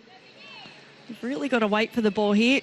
It's not as much slow here at Blacktown. It's just keeping a little bit lower. So just skidding through, especially under the dew of the night. Vakawera in again, past the umpire. Molyneux on the back foot, hit on the pad, big shout, and waved away by the umpire. Again, looking to sort of turn that ball across the line. That time, Sophie Molyneux, we've seen plenty of batters fall that way across the two games today. Yeah, you've got to be a little bit careful with that shot. Just needs to prop on the front foot. She's batting way out of her crease just to try and negate that swing and that LBW, but yeah, that was a really good delivery. And unfortunately for Vakawera, it just pitched outside leg stump, so can't be given out LBW. Molyneux's faced a couple of balls here. Field are on their way in. Vakawera as well. Driven up in the air. Catch could be taken. No, just evades the fingertips of Corinne Hall, who, if any fielder could pull that in, she could. It was just a matter of the height. She was at full stretch, like a marking full forward in the AFL. It just went over her hands, perhaps through the very end of her fingertips. Full points for trying, Corinne Hall, but Molyneux, a shaky start. She eventually gets the single, none for one. Yeah, just played across the line there, Molyneux, and it's almost like time stood still, waiting for that ball to come down and see if she could just grab it out of the black air here. Just ballooned up in the air. Leeson on strike here, facing Vakawera, back of a length, coming forward, defending. And again, it's, I wouldn't say uppish, but the way it's just coming off the bat, it is just deflecting a little longer through to the fielders. They can sense maybe the early chance is coming. Well, it's amazing that they've just fielded on this for 20 overs and they're still not sure of how the wicket plays. So you can tell it just takes a little bit of adjusting when you're batting here. Second last ball of the opening over. Leeson facing Vakawera. She's bowled. Big swing across the line. Her eyes lit up. I'm not sure why she thought there was enough opportunity in that one, but the off peg has been knocked back by Belinda Vakawera, and Carly Leeson is on her way for a third or second ball duck. So Leeson on her way. The Renegades are 1 for 1. Yeah, it's all about shot selection, isn't it, Spriggy? And unfortunately, Belinda Vakawera, as she's delivered that, she's fallen over, and she probably didn't even see that she'd bowled Carly Leeson. So unfortunately for Carly Leeson, she's tried to hit that probably over cow in that infield, and that shot was not on. It came back right in at her and tumbled into the stumps, a bit like Belinda Vakawera did then. Well, they're on the back foot right away here. The Melbourne Renegades fighting to get off the bottom of the WBBL table. As I mentioned, coming into this game, these teams with identical records, the Renegades and Hobart. 1 win, 4 losses, 2 washouts, which we saw plenty of in the opening week of the competition. And with that, it brings the class of Amy Satterthwaite to the crease. I say class, we know what she's capable of, but the left-hander, New Zealand captain, in the past, she's facing Vakawera here. Last ball of this opening over. Coming forward and defending. And the bowler lets it go in her follow-through. And it is a dot ball to finish off. 1 for 1. She is due for some runs, Amy Satterthwaite. Yeah, she certainly is. And perfect start there for the Hurricanes. Belinda Vakuera just always has a knack of picking up a wicket. And she did that again in her first over here. Satterthwaite, I think this wicket will suit her. She does lean forward in her stance. So she's trying to prop forward into the ball. And I think that's going to work here at Blacktown. Hayley Matthews to bowl her off spin from the southern end. As Robin mentioned, she's had a pretty good effort with the ball in recent games. 5 wickets across her 2 weekend games on Saturday and Sunday. And Sophie Molyneux just scratching out her guard at the northern end. Fielders are back, deep cover and at deep mid wicket. A big job for Matthews here. Bowling with her cap on. As she does. I like it. Routine. Plenty of players in this competition like to bowl with their cap on. Nicola Carey's just backward of square as Matthews is on the way in. Right arm around the wicket. Molyneux, room to cut. Out through cover point. And just the one before Vakuera heaves it in from the deep. Molyneux now takes her score to 2. The Renegades are 1 for 2. Nice start there for Matthews. You can see that's trying to skid through as well. Plenty of runs on offer through that offside. Regulation mid on, mid off. Of course, the power play. We're only 7 balls into this innings, so just the 2 fielders back. Matthews to Satterthwaite. Plays it along the turf, straight to mid on. We talk about players for the Renegades as well. Jess Duffin's not here, so I think they're really missing her this year. The biggest run scorer for them last year as well. Matthews into Satterthwaite. Digs this arm ball in now, and she just plays it to cover.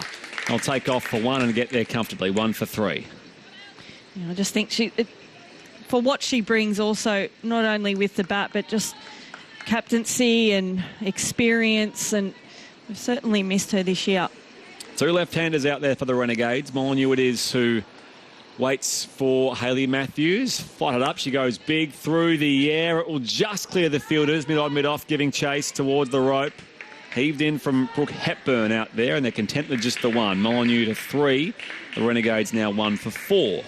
Well, being side on here, Spriggy, the one thing we can see is the flight of the ball. So that one, I reckon that was about 10 k's slower than the last delivery, and she's floated it right up. So it was a fair income balloon. It was. Matthews in past the umpire. Satterthwaite slightly flatter this time, chopping down on this through point.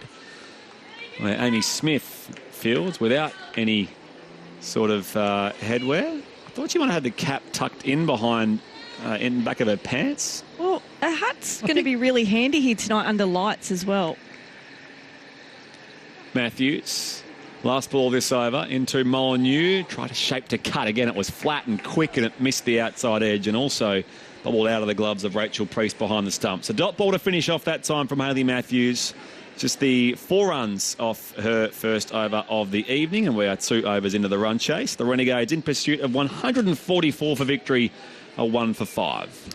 And I haven't seen a floppy hat yet in this WBBL. They do make them, right? We do see the coloured floppies. Well, I've seen the coaching staff with them on, and I'm super disappointed. You know what it is? I haven't seen them. I mean, cricketers these days, guys, they're impressionable young people, young guys and girls. If it's not trendy, they don't want to be the only one, wearing a floppy hat. If that's what happens, you need some mavericks out there. Vakuera into Satterthwaite, who waits poised, comes down the track and again defends comfortably back to the bowler.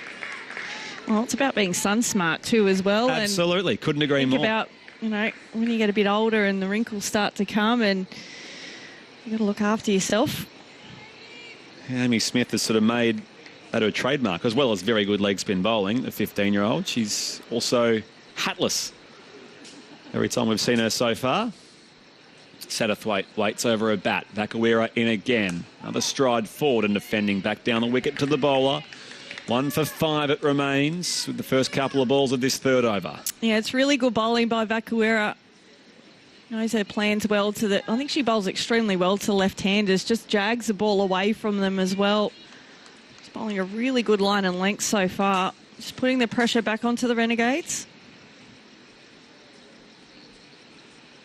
Vakawera in past the umpire, back of a length, Satterthwaite again off the legs this time, but straight to mid-wicket where Hayley Matthews is waiting for it. So a nice tight over from the girl they call Biggie. Yeah, and she'll just need to try and build a partnership with the other end as well. We talk about batting partnerships, but there's bowling partnerships as well. There's a backward point and a regulation point in there as well. A cover and Nicola Carey. Extra cover there, Corinne Hall. Vakawera to Satterthwaite. Just worked off the legs, but again, can't penetrate the infield. We talked about maybe the Hurricanes being a little bit short in their runs there, but geez, runs on the board are like gold, aren't they? Already got it there and just make it difficult. Of course, the Hurricanes won last week against the Renegades. Yeah, at this very venue. We saw earlier 141 was the Melbourne Stars target. They got there with 3 balls to spare, but perhaps took the gas a bit at the end. Second last ball of this third over. Here's Vakawera into Satterthwaite, coming forward, glancing beautifully behind square leg. Fielder out there gives chase, coming around wide from fine leg, and it does come in from Sasha Maloney, the big throw. So 2 runs here to Amy Satterthwaite. She doubles her score to 4, and the Renegades are 1 for 7. And that's like bread and butter there for a left-hander on their legs. I think we probably find it extremely hard to find a left-hander who can't score off their legs. Vakawera, last ball of this over. Satterthwaite again, waits deep in her crease. She's driving this time, but slight miscue. It just deflects back to the bowler. And a dot ball to finish this time from Belinda Vakawera. So only the 3 runs off both of her overs so far. 1 for 3 her figures. The Renegades chasing 144 to win, a 1 for 7. We're halfway through the power play after 3 overs. And joining you in commentary next, Michelle Goscoe, it will be Jenny Wallace. ABC Sport. The WBBL. Hi, I'm Elise Perry. I'm Elisa Healy. I'm Ash Gardner. And the stance, big shot. Oh, before and she's given. On ABC Radio, digital and the ABC Listen app. Well, Michelle Goscoe, I am very much looking forward to this partnership, you and I, on Grandstand Cricket. Good evening. I'm pumped. Absolutely ecstatic.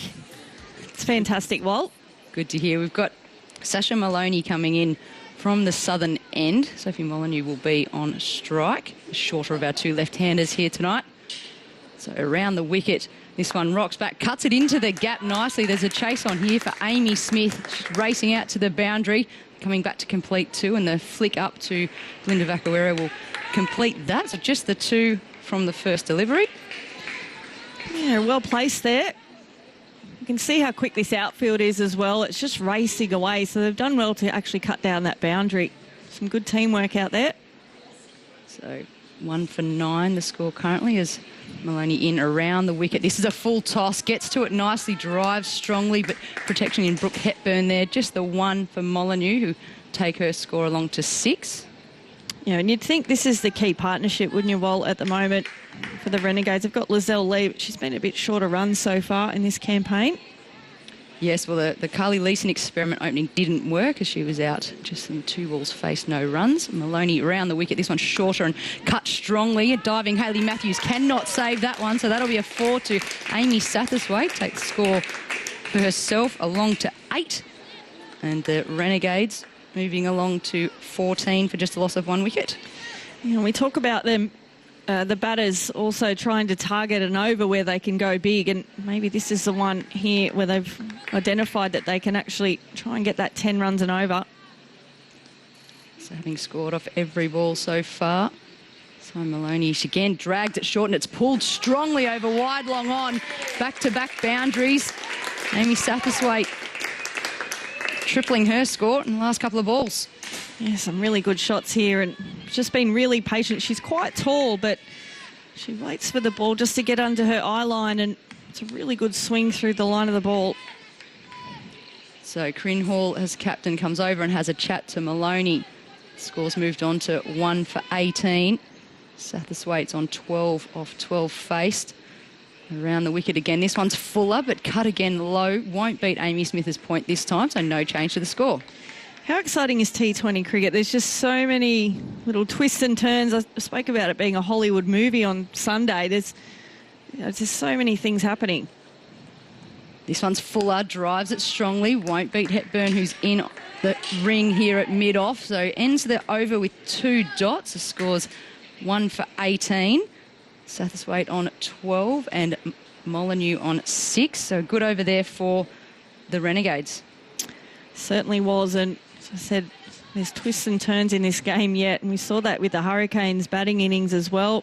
Thought they were on target to get that 160 and Renegades did really well to peg that back. So I think the Hurricanes here, they need to return serve. Well, we're entering the 5th over of the power play. We're going to see Brooke Hepburn coming in from the northern end. Now, Brooke Hepburn has been trying to topple Veronica Pike as the leading wicket taker for the Hurricanes. So we may see that tonight because I believe that they are equal currently. So Hepburn, medium pacer, right arm coming over the wicket to left-handed Molyneux, who flicks it up. It's ballooning in the air. There's a chance on for a caught and bowl, but she can't get back in time. They scamper through for a 1. There was 4 fielders converging on that, and no one could get to it. You know what? I reckon they were all on a treadmill. They just could not get there, unfortunately. Well, you could say Molyneux just placed that perfectly. She's managed to do that a couple of times tonight, so her timing's not quite there. It just chips it up off the leading edge, but somehow manages to find some grass. Even a 1. She even still found a 1 there. Score moves along to 19. And Satterthwaite on strike, who's finding it a little bit easier than Molyneux. So again, tall left-hander. She's outside a crease. She cuts over the top of point, sliced it a little bit, so there's going to be reeled in by Maloney here. She gets a good throw in to keep them to 2. Molyneux's just struggling a little bit, isn't she? So it's all down to Satterthwaite. She was struggling a little bit as well early, but she's been a little bit more patient than what Molyneux has been so far. So 21 on the board for just the loss of 1 wicket. Protection's out at cover and deep mid-wicket. This one is right on the money from Hepburn, and she just defended straight back towards her. No change to the score. It's been a good over, hasn't it? It's just a missed opportunity there. Can be a little bit frustrating. You've just got to keep to your game plan here. 144 required for the Renegades to bring up a win over the Hobart Hurricanes tonight. Hepburn, this time, she's walked at by Satterthwaite, but she can't beat Nick Carey on the drive. So another dot for Satterthwaite. The protection, of course, being the power play. Everyone has to be in around the ring. They can have 2 fielders out, Gozzy, and they've gone at the moment with deep cover and deep mid-wicket. So Hepburn begins again. This time, Satterthwaite really walks down the wicket, slaps it through cover, beats the diving Corinne Hall at cover. And this time it is Nick Carey coming in to keep it just to the single. And they weren't going to even look at running 2 off Nicola Carey's arm. Very good in the outfield. And the score moves along to 1 for 22. The Hurricanes were 42 at the completion of this over as a comparison. So Molyneux on strike this time.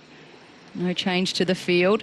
And she's defending strongly, so won't get a run. Just straight back to Starlenberg, who is at mid-off, and that'll complete the 5th over. 1 for 22. Molyneux's on 7 off the 9 deliveries faced, and Satterthwaite 15 off 18. Yeah, good spell there so far for the Hurricanes, and just a 4 off it, that last over. Big job in front of them here, the Renegades. Well, Gozzy, the last over of the power play, they're below in the comparison. What's your thought process here if you're batting? Oh, look, after this over, you can have the 4 out. Sometimes it opens up the game. Like, I think sometimes when you've got the field in, it can feel like you've got the ring of fire around you at the moment, but sometimes it can, I think they've just got to get through this, and then you can pick up your 2s when the field's out as well and manipulate the ball. So Hayley Matthews will be from the southern end. She'll come around the wicket to the left-handers. It's a short ball and just worked into the onside. Easy single out to deep mid-wicket. Naomi Starlenberg keeps it to 1.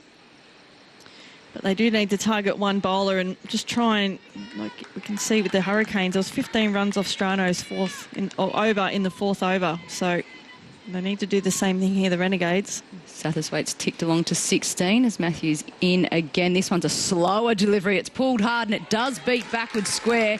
That'll be 4 runs for Sophie Molyneux. That'll take her along to 11 and a much-needed sort of free swing for her. Certainly was, and she's pretty strong behind square. poor delivery there, and it was dispatched with ease by Molyneux. So she pounced on some short length and some width down leg.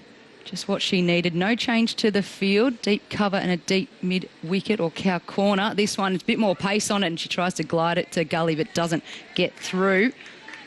So no change. Molyneux, as I said, she's gone on to 11, while Satterthwaite's on 16. Matthews just varying her pace again here. Smart cricketer, isn't she? So she's got the come through the umpire, around the wicket. This one using her feet. It's a thick outside edge and caught simply by Amy Smith at point there. So Sophie Molyneux, she rode her luck and her innings comes to a close, 11 off 12, but a big wicket for Hayley Matthews. Yeah, that's a really big breakthrough there for the Hurricanes. That was a great catch, actually. It's quite difficult to catch the ball in front of you and moving forward, and well bowled by Matthews. She outthought Molyneux then, so just bowled it like 4 different deliveries at different paces, so she just didn't pick that pace up right. So Amy Smith, the young leg spinner who just brings a bit of excitement to the WBBL, and as you've mentioned, no hat on, easy as you like for her. Spinning delivery, catches it nicely. And the Renegades, batting has been their issue so far this year, and digging themselves into a little bit of a hole at 2 for 27, Goz. Yeah, they certainly are, and they'd be wishing Georgia Wareham was available today. Even Maitland Brown has been scoring some handy runs for them, so a lot falls in this partnership now. Well, the one benefit for the Renegades will be that South African import Lizelle Lee has come out. She has been put down at number 4. We saw Carly Leeson take the spot at the top of the order. That didn't work. Obviously, no runs from 2, sort of having a big pinch hit at Belinda Vakawera in the first over. Molyneux, the second wicket that we've just seen fall. So Lizelle Lee, the very powerful right-hander, she's just scratching around, getting comfortable at the crease. So we will see, of course, a fielding change now. We have long on out and deep cow corner. Everyone in the ring up and a short fine leg protecting down there. So Matthews stays around the wicket to the right-hander and a big dart short and in at the pads. No run. I think that delivery, the previous one, just makes you think, doesn't she, when you're playing her? Well, 2 for 27, needing 144 for victory. The Renegades. Lizelle Lee deep in her crease. Just prodding forward and flicks it off the pads to deep to backward square leg, but no run as Maloney and the Hurricanes, they're all up and about. So completion of the 6th over and the power play, 2 for 27. Just 27 runs off it, and it's cost them 2 wickets already, the Hurricanes. Yeah, you'd definitely say the Hurricanes are in front at the moment, but all it takes is one partnership here, and I said Lizelle Lee and Satterthwaite having a chat in the middle just about what they need to do. As you said, we've come out of the power play, so maybe this opens the game up a little bit for the Renegades. Amy Satterthwaite looming as the key to anchor this Renegades chase with her experience. We're outside of the power play overs now, and we'll see more players distributed amongst the boundaries to try and protect that sort of scoring option. Nicola Carey will get her first over of the evening. And the protection is deep cover, long on, deep mid-wicket and deep backward square. Only fielder inside the ring on the leg side is mid-wicket. And Nick Carey around the wicket, just pushed to long on for the easy single. Satterthwaite takes her score along to 17, and the total for the Renegades to 28. And Nick Carey will be looking to contribute to this match. She, unfortunately for her, got a golden duck today, so wasn't able to contribute with the bat, but there's the beauty of being an all-rounder. That's right. You get the second bite of the cherry, don't you, to contribute for your team. The right-handed Lizelle Lee is now on stroke, so we see deep cover, long on, deep mid-wicket and a backward square. And once again, the only fielder inside the ring will be Amy Smith this time at mid-wicket. The rest on the offside up at backward point, third and mid-off. Carey comes over the wicket this time to lead, gives a full toss or of a low Yorker dugout to Chloe Tryon at mid-off for no run. Lizelle Lee hasn't managed to get off the mark yet this evening. Well, there's no panic at the moment there, but that required run rate's over 8 now. So once it starts getting over 10, that's when you start to sort of panic a little bit. Absolutely. So Nick Carey again coming in from the northern end Ponytail bouncing, and she gets cut hard. So Lizelle Lee finally off the mark. She gets a single to her name. The score gets along to 29. And I reckon Nick Carey's picked up another 5 or 10 Ks in her bowling. The last couple of years was quite low in the way that she delivered the ball, but she's staying nice and tall now, and you can see the effect that it's had. She's been in and about the Australian team for the last few years now. So Amy Smith, she's leaning forward, comes around the wicket, she flicks it off her pads. Lovely left-hander's typical sort of shot off the hips. Single out to Hayley Matthews patrolling the deep backward square boundary. I reckon left-handers can do that shot when they're about 4. It just becomes so natural for them, doesn't it? Us right-handers, takes them a lot longer. Absolutely. It's an elegant stroke, really. So 2 for 30. The Renegades trying to build a partnership. These two players key at the crease. Lizelle Lee, big powerful stance. She steps back and defends strongly to a low skiddy ball from Nick Carey on the stumps. Yeah, that's her typical delivery there, Carey. Just trying to aim at the stumps. Just trying to get that LB or bowled and keep that ball nice and low. It's pretty hard to get in on this wicket. And we have seen that it's difficult to find your way, but once you do, you can score runs. The outfield's quick. Nick Carey, this time it's another full toss going for a Yorker, and it's driven strongly straight to Chloe Tryon. No runs there at the completion of the 7th. 2 for 30. I'll be making way from the ball-by-ball commentary, I believe, shifting seats. Robin Chipperfield will be with you. The WBBL. Hi, I'm Rachel Haynes. I'm Elisa Healy. I'm Nick Carey. Down the pitch, gets a full toss and hits it for ball. On ABC Radio, digital and the ABC Listen app. A lovely warm evening in Sydney, and we could be in for a tight finish here. We shall see. 2 for 30 after 7 overs, the Melbourne Renegades, needing 144 to win, so 114 more needed from 78 balls. And Hepburn to continue from the southern end of the ground. Smith, I beg your pardon, yeah, Amy Smith's come into the attack from the southern end of the ground. So this will be interesting. It's ball to Satterthwaite, left-hander, of course. Smith beats her first ball outside the off stump. Satterthwaite trying to play it late down towards third, but didn't make contact, and through to the keeper, and there is no run. So it remains 2 for 30. Smith into Satterthwaite, shorter ball that really grubs along the ground, and Satterthwaite's down on one knee, sweeping it away out towards deep mid-wicket, fielded by Stallenberg, and they're through for a single. Jenny Wallace. Well, Amy Smith, she's impressed me with her confidence. She's only young, but she's bubbly and she's willing to try and rip the ball.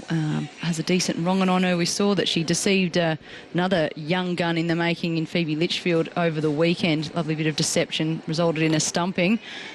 And she also got a miscued sweep from Rachel Haynes. So a couple of big wickets she's recently taken. She's coming into bowl to Lizelle Lee here. And Lee on the back foot.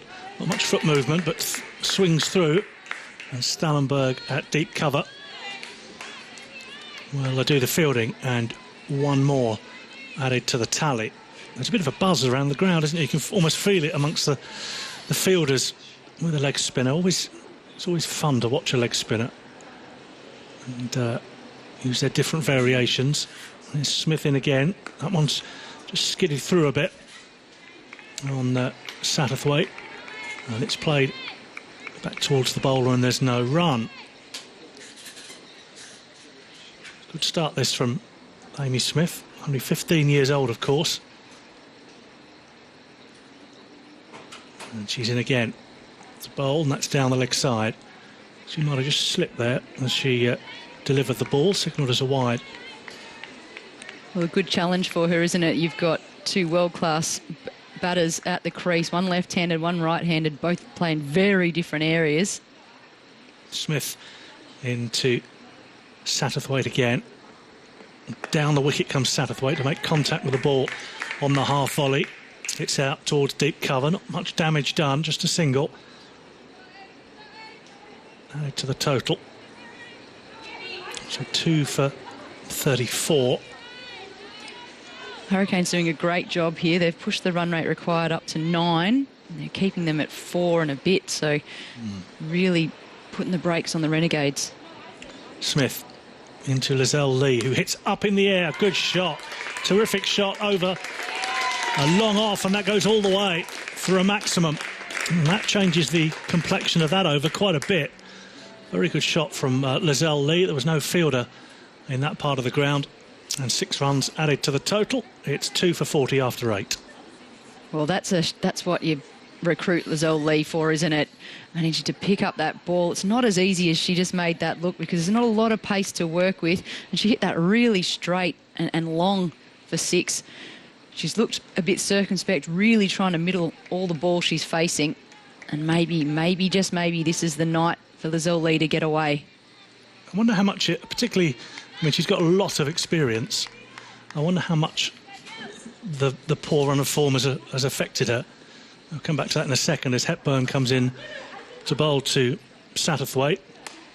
And that's hit straight down the ground, out towards long on and just a single. She's obviously got the experience to get through it, I would think. Yeah, and you've got to have that clarity of mind and trust in your process and trust in what's brought you success in the past. And in that sense, I guess you review a little bit of your outs and you sort of go, okay, this is where I did it wrong. I did play across the line, or I tried to force this. But you also sometimes got to review innings where it really worked for you to remind yourself of what it looks like when you're going well. And if she's done that sort of review, then her mind's ready to go tonight. Hepburn into bowl to Lee, swept for 4. From the moment it left her bat, it was just on about leg stump, I fancy, and down on one knee was Lizelle Lee, and just guiding it wide of the keeper and down towards fine leg for 4. The other thing is, in T20, you can very easily get on a poor run. You really can, and it just, in tournament cricket, the way this one particularly is condensed into just this 30 days, those days really run away from you quite quickly. We're already at the halfway point of this competition because of some rain effect as well, so she's got to find her way. Hepburn into Lizelle Lee, on the back foot, chopping away into the offside, out towards cover. They'll pick up a single. Good applause from the Renegades teammates in front of us. Seems a bit louder for Lizelle Lee than anybody else. I wonder if they're focusing on being positive and encouraging her through. Particularly that 6 I noticed over long off. Here's Hepburn into Satterthwaite, hits her on the pad, bit of bat in there as well, I think, and dribbles out on the offside, so a stifled appeal, and the score remains on 2 for 46, and we're in the 9th over. Remember the Hurricanes earlier, 7 for 143, with Rachel Priest top scoring with 42 and Chloe Tryon made 36. Sophie Molyneux the pick of the bowlers. Here's Hepburn into bowl. That's swung away by Satterthwaite. Makes some contact down towards fine leg for 4. Might have just come off an inside edge, but she'll pick up a boundary. And this is proving a very useful over for the Renegades here. 2 for 50. And Hepburn hasn't missed her lines by that much. No. Just some good, quick batting, firstly by Lizelle Lee to adjust and sweep that ball down leg side that was just on length, really. And in that instance, Satterthwaite getting away with one, but getting 4 to a tally. Hepburn into Satterthwaite, who's waiting for this and driving it majestically into the offside. Stallenberg is the fielder at cover, and they're through for just a single. Shot probably deserved more than that. Got a foot right out towards the pitch of the ball and then waited for it and crunched it through the offside. As I say, just the one, because Stallenberg was out on the boundary rope patrolling. So 9 overs complete, 11 to go, 93 more needed by the Renegades here at just shy of 8.5 and over. They're 2 for 51 after 9. And that's what Amy Satterthwaite brings to this game of cricket that you've got to love. When she gets on the front foot, she's a tall woman, and that stride, and then with the lovely knee bend, it's really classical left-handed cover drives, and it's a joy to watch. And both of these players, they know that they haven't brought their full allotment of runs that this team requires from them, and they know that if they're going to get over the line tonight, it really does rely on them, and maybe we'll just see them thrive on that responsibility tonight. Chloe Tryon is coming into the bowling attack for the Hobart Hurricanes, replacing Amy Smith. She too, like Matthews, will bowl in a cap. Left arm round the wicket. First one's dropped short and punched away into the onside. It's Carey who does the fielding, and it cannons off her shins, and it means it doesn't go for 4, but they will get through for a couple. Carey a little bit fortunate there and smiles back towards the Hurricanes dugout. Just 2 added to the total. That was very much a loosener from Chloe Tryon. She's in again. Again, she drops it short. Oh, and comes off the toe of the bat. And Satterthwaite misses out as it dribbles behind to the keeper. And there's no run. Tryon can cleverly bowl with a really low arm, and when she does that, it is not going to bounce here. Tryon in again. Floats this one up. It's driven back towards the bowler. And there's no run. They're in a pace well here. That one was really floated up. 2 for 53. Tryon in a cap. And this one's turned into the onside towards square leg. And they're through for another single. So 2 for 54 in the 9th over. Chasing 144 to win on Grandstand Cricket and across the UK on 5 Live Sports Extra as well. Tryon just in conversation with her captain. There's going to be a change in the field as deep cover comes up into the circle and mid-off drops back to long off. So the field is outside the circle of long off and long on. Deep mid-wicket and deep backward square. It's Tryon in again over the wicket to the right-handed Lee, who just dabs it round behind square on the onside. She's coming back for 2 here, and she'll get there as well. Good running from Lizelle Lee. It looked all the way that was just going to be a single, but she managed to scamper back for a second. Well, that's exactly what we were asking to see in some of the Hurricanes innings, wasn't it? More intensity, more energy, and Lizelle Lee, as you said, she just pushed in and out of her turn really quickly and went, well, you haven't picked it up yet, I'm coming back. Yeah. I forced Satterthwaite to come back. There was no arguing. You were coming back for a second. And Tryon again comes into bowl. Drops short, and Lizelle Lee's on the back foot, punching it straight to Stallenberg. And there's no run for final ball of the over. So 2 for 56. We've completed 10 overs, so we're halfway through the innings. 88 more are needed from those 10 overs. The batters to fall. Molyneux caught by Smith off the bowling of Matthews for 11, and Carly Leeson bowled by Vakariwa without score. The unbeaten batsman Satterthwaite, 29 she has, the Kiwi, off 33 balls, and Lizelle Lee 15 off 12. Jenny Wallace, where's your money? Well, while these two are at the crease for the Renegades, I think that they can accelerate. They'll find another 2-3 overs that are big, especially Lizelle Lee. We've already seen one instance where she's got the power to clear the rope, and Satterthwaite can just play that sort of role of just angles, 1s, 2s. We know that she can clear the rope as well, tends to want to clear her front leg and go over mid-wicket. So I think whilst they're in, the fact that they're just slightly under the pace is okay. What they need to keep an eye on is they will need to get their intensity up and their run scoring up quickly so that they build a buffer in case they lose wickets. That's the only way I can see the Renegades winning. How much responsibility is there on these two to stay there for the majority of what's left? Absolutely, all of it. Yeah, I know Courtney Webb's been really good.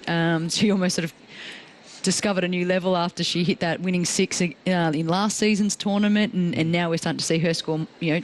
She's that cameo player. I wouldn't want to leave her too much. I'd prefer to see her just ice it if she has to come in.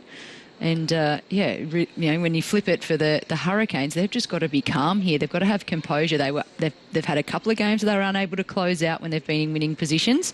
So tonight they needed to have that chat just then about how they're in a winning position. Here's how we approach it. We dot them up, we make them hit to our sweepers, and we build the pressure by the scoreboard just going up and up and up for them. Well, Carey's back into the attack at the northern end of the ground. I'd imagine she would be a handful on this. She's not the tallest, and it just skids through at fairly decent pace. Can't be easy to hit away. Coming round the wicket, and that's a very good delivery. Yorker length, maybe low full toss. And Satterthwaite, I don't know if she didn't pick it up, but she seemed very late on it. And the ball went through to the keeper, and there's no run. Great delivery, and that's the sort of stuff she needs to be doing tonight. The odd change of pace to slow it up, but other than that, just executing those Yorkers that she's so good at, bringing the length back a little bit, but skidding it on. Here she is again. Bowls, and this one is Satterthwaite hitting into the offside, going through for a quick single. Fielding work is done at point by Maloney at the second attempt, but there was always going to be a single there off the bowling of Carey. You can almost sense the tension of what's hanging over these two teams. So they've come in even. It's 8th versus 6th, but it's all very similar. They're both looking for that second win. You can almost feel that atmosphere sitting on this ground. Yeah, it feels like the loser tonight probably is not going to make it. Here's Carey, shorter ball, and it's an attempted pull from Lizelle Lee, which is missed and through to the keeper again, Rachel Priest. It feels like such a psychological thing that they're not, clearly. The loser tonight is not out of the competition, but I think it would feel like that. Absolutely. I think I just feel it in the little fumbles you're seeing in both teams during the fielding innings. They're not quite free with their personalities. Everyone's a little bit closed shop. Here's Carey into Lizelle Lee again. That one's flicked down the leg side. Good fielding at short fine leg to keep it down to a single. It's Amy Smith, short fine leg. That's a great bit of fielding. She doesn't get to that. It's 4 runs. The complexity of the game changes again. It shifts into a bit of a red over. So, fantastic fielding for the team there. Amy Smith putting her body on the line and getting down and getting dirty. Yep. It might have cannoned into a knee, judging by the way she is. But here's Carey in again to Satterthwaite. Looped up in the air to mid-wicket and gone. Big wicket in the game. Satterthwaite goes. Just got a leading edge, I think, and it just looped up to mid-wicket. A comfortable catch, and Satterthwaite is out for 30, and it's 3 for 58. Well, Amy Smith, I hope your team's getting around you just there and giving you all a big pat on the back. The diving save that then meant that Amy Satterthwaite was on strike has created this wicket. Obviously, great piece of bowling again from Nick Carey. Slight changes of pace, leading edge. We've seen a few leading edges in this chase tonight, so maybe the pitch isn't coming on as well as we thought it would have the longer the night went on, and a simple catch to Corinne Hall at mid-wicket. She won't drop that. Yeah, Satterthwaite has kind of done the hard yards, hasn't she? Got 30 to her name and got her team very much in it, but then she'd want to go on from here and at least get 60, 70 and put the Renegades close. But that's not the way it's worked out. Courtney Webb is the next batter. I tell you what, I took a stat off Erica Kershaw there because I just assumed that would have been Corinne Hall. She never leaves that mid-wicket sort of area or cover, and it was actually Erica Kershaw. I don't know when she snuck in there, but she just got the simplest of catches. Yeah, help yourself. Looks good on the stats. Yeah. They all count, as they say. Bet Hawley's spewing she moved herself out of her position. It's 3 for 58. Courtney Webb, the new batter. Needing 144 here. The Renegades. And she's off the mark first ball with a lovely cover drive into the gap, out towards the boundary. And that will complete the over. So 3 for 59.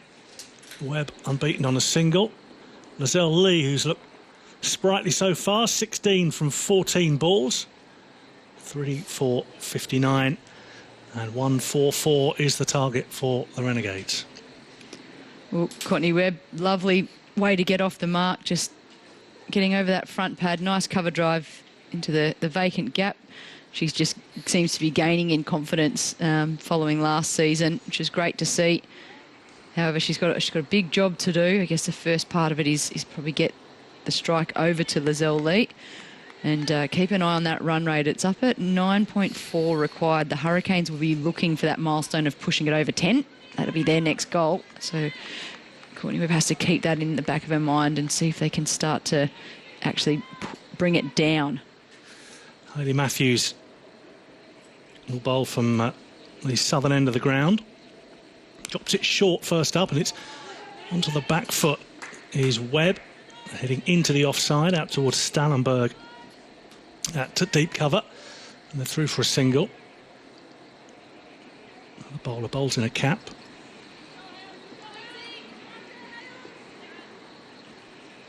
And jaunty run. Comes into bowl, varies her pace, bowls a bouncer, and it's pulled away out towards deep square leg. And they'll pick up a single. You don't see many off-spinners bowling bouncers, but she does vary her pace. I mean, that was genuinely medium fastish. That was quick. I think like Nick Carey at points going, come on, man. Like, how did you just do that? Yeah, seemingly with no more effort. Here's Matthews in again. This one's slow and loopy, and it's dabbed away by Webb into the offside for a single. That's about a 60k speed difference between balls just then. That one's come out at about 15 kilometres an hour. Could you tell it was coming? The pace? The quicker one? No. And we're side on here. Here's Matthews in again. That's pushed away by Lizelle Lee, but there's no run. It's fielded at cover. 3 for 62. The thing is, if you're a batter, that's in the back of your mind now that could be coming. And in fairness, it was very well played. Here's Matthews in again. That one is slow, and Lizelle Lee's down on one knee, sweeping away into the onside out towards deep square. And just a single. Quietish over so far. And it's 3 for 63. And Matthews in again.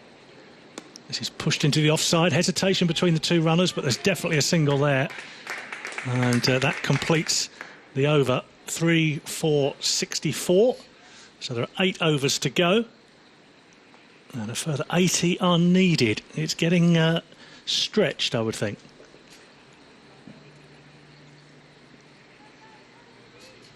Yeah, I think the run rate's just continuing to creep up for the Renegades. They're going to have to find an over. And they don't want to leave it too late. Need to find an over earlier rather than later that they can put a bowler under pressure. Webb's doing her job. She's just going to run a ball, making sure Lizelle Lee's on strike.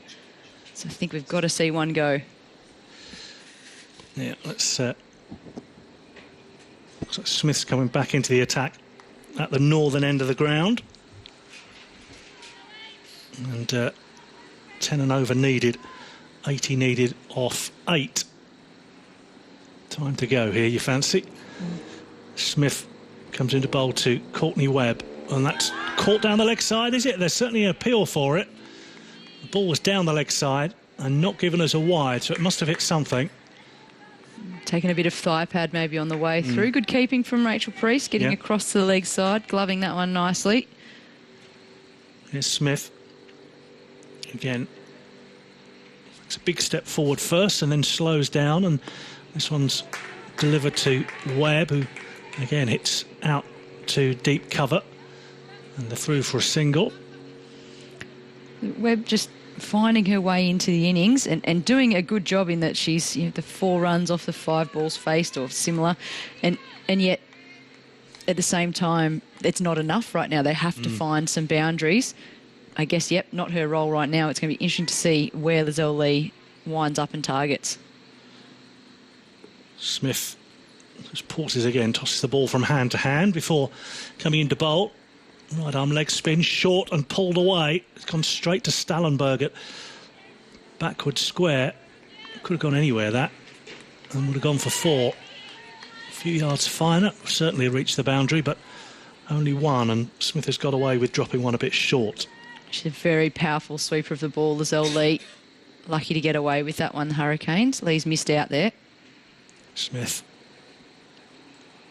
into Webb's down the wicket, hitting back uppishly past the bowler. Not by much, but out towards long on, who scampers round to gather the ball. and keeps it down to a single. Well, that's the first time we've seen Webb look to be the aggressor. So maybe she's decided that if it's no good me putting it all on Lee, I've got to find something as well. Yeah, it's getting to that stage. Here's Smith again. Into Lee, who's back in a crease and then comes out of a crease, misses the ball. I think Priest misses the ball as well, and it's down towards the boundary rope and may just touch it for 4. No, it's just hauled in. And we'll keep an eye on the umpire to see whether that's buys or there must have been a little bit of bottom edge in that from Lizelle Lee, who went back in a crease and nearly trod on her stumps and then came careering down towards the pitch of the ball and just got a bit of bottom edge and guided it down towards third man and picked up a couple. 3 for 69. Here's Smith. In again to Lizelle Lee, who's trying to hit the ball away into the onside and gets an outside edge, and it's down towards third. And they're through for a couple again. He's got very fortunate in the last couple of deliveries as Lizelle Lee. She's picked up 4 runs from it. So 13 overs gone. It's 3 for 71. So 73 more are needed at just shy of 10.5 and over.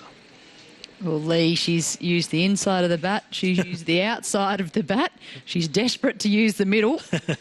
And Webb also looking like she's decided that she's got to go as well. It's got to be 1 in, all in here for the Renegades. Yeah, looks as though it'll be an exciting finish, particularly if Lizelle Lee can get going here. So 3 for 71.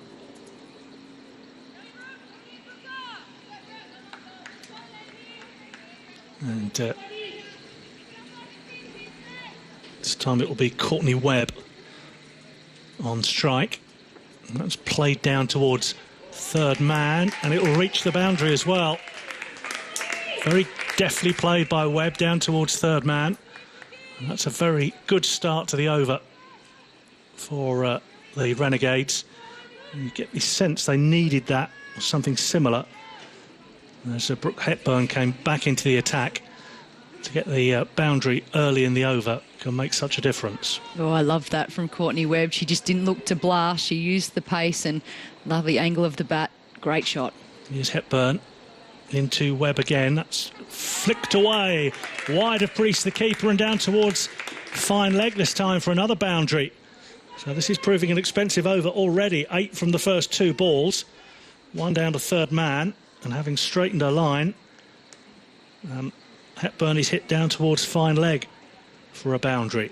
It's 3 for 79. Again, fantastic from Webb. Didn't try and overhit, just got it into the gap. And the outfield is quick. It's running well if you can find the gap. 2 fantastic shots from Webb. And changing the field now. I was going to say this third is up inside the circle and there was no fine leg, but there is now. There's a fine leg inside the circle and a third inside the circle. As Hepburn is in again. And that's hit powerfully into the offside. Well fielded at cover. And Corinne Hall, the Hurricanes captain, does the fielding. I wonder if she's just damaged her wrist or she's shoulder perhaps, and she's just fallen on it. They got through for a single. Yeah, that's the last thing that the Hurricanes need is their skipper doing something to her throwing arm. Yeah, it's her right shoulder, I think, as Hepburn comes in, and that's worked into the onside by Lizelle Lee. Intelligent batting. 2 fours and then 2 singles. And the score moves on to 81. So this has proved a very profitable over so far with 2 balls left to go. Corinne Hall's definitely done something to that right wing of hers. She's not using it at all just then. Hepburn into Courtney Webb. And Webb guides into the onside. They might think about 2 here. No, Webb turns the opportunity down. Hayley Matthews is the fielder at long on. Really enjoyed what Courtney Webb's brought to her approach to this chase so far. She's been busy at the crease, made sure she's getting ones, holding her shape beautifully, and she's put some balls to the boundary really cleverly. Here's Hepburn in again. That's on the back foot. Lizelle Lee, and punched away to Stallenberg at deep cover. They go through for a single. That's the sort of over the Renegades needed, though. They finish it 3 for 83, so they need a further 61 off 8 overs. 6 overs, I beg your pardon. And it looks as though we're in for a tight finish. Commentary continues on Grandstand Cricket with Michelle Goscoe and Brett Sprigg. The WBBL on ABC Radio, digital and the ABC Listen app.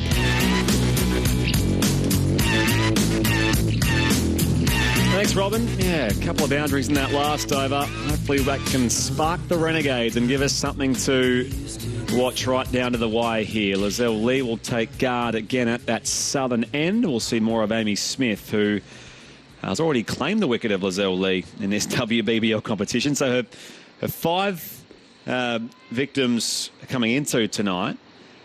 I mean, Ash Gardner, Rach Haynes, Lizelle Lee, Erin Burns, Sibby Litchfield, as we heard earlier. So she continues here from that northern end. Lizelle Lee carves her up high in the air. It's just dropped by Belinda Vakariwa. Oh, coming in very low, diving into that as the ball was dropping. It has been grasped. And Lizelle Lee very nearly became a victim for the second time of Amy Smith. They get just the 1 run from that drop catch, 3 for 84. Yeah, and that was a pretty difficult opportunity, but high standards by Belinda Vakariwa. Will be really disappointed that she's put that down. Webb back on strike on 16. Deep mid-wicket where Vakariwa was long on as well. And the cover on the fence as she's just guiding it here to a fielder at third, right on the edge of the circle. One more here for Webb. She's 17. 3 for 85, the Renegades. They're still requiring that 10 and over. In their back pocket, though, the Hurricanes, Vakariwa has still got 2 overs. Lizelle Lee on 26. Ex-Melbourne star. Here she is facing Smith down the track. Meets it pretty well, but plays it straight back to the bowler. Again, foot to the pitch. Looking to drive, but Amy Smith all over it in her follow-through.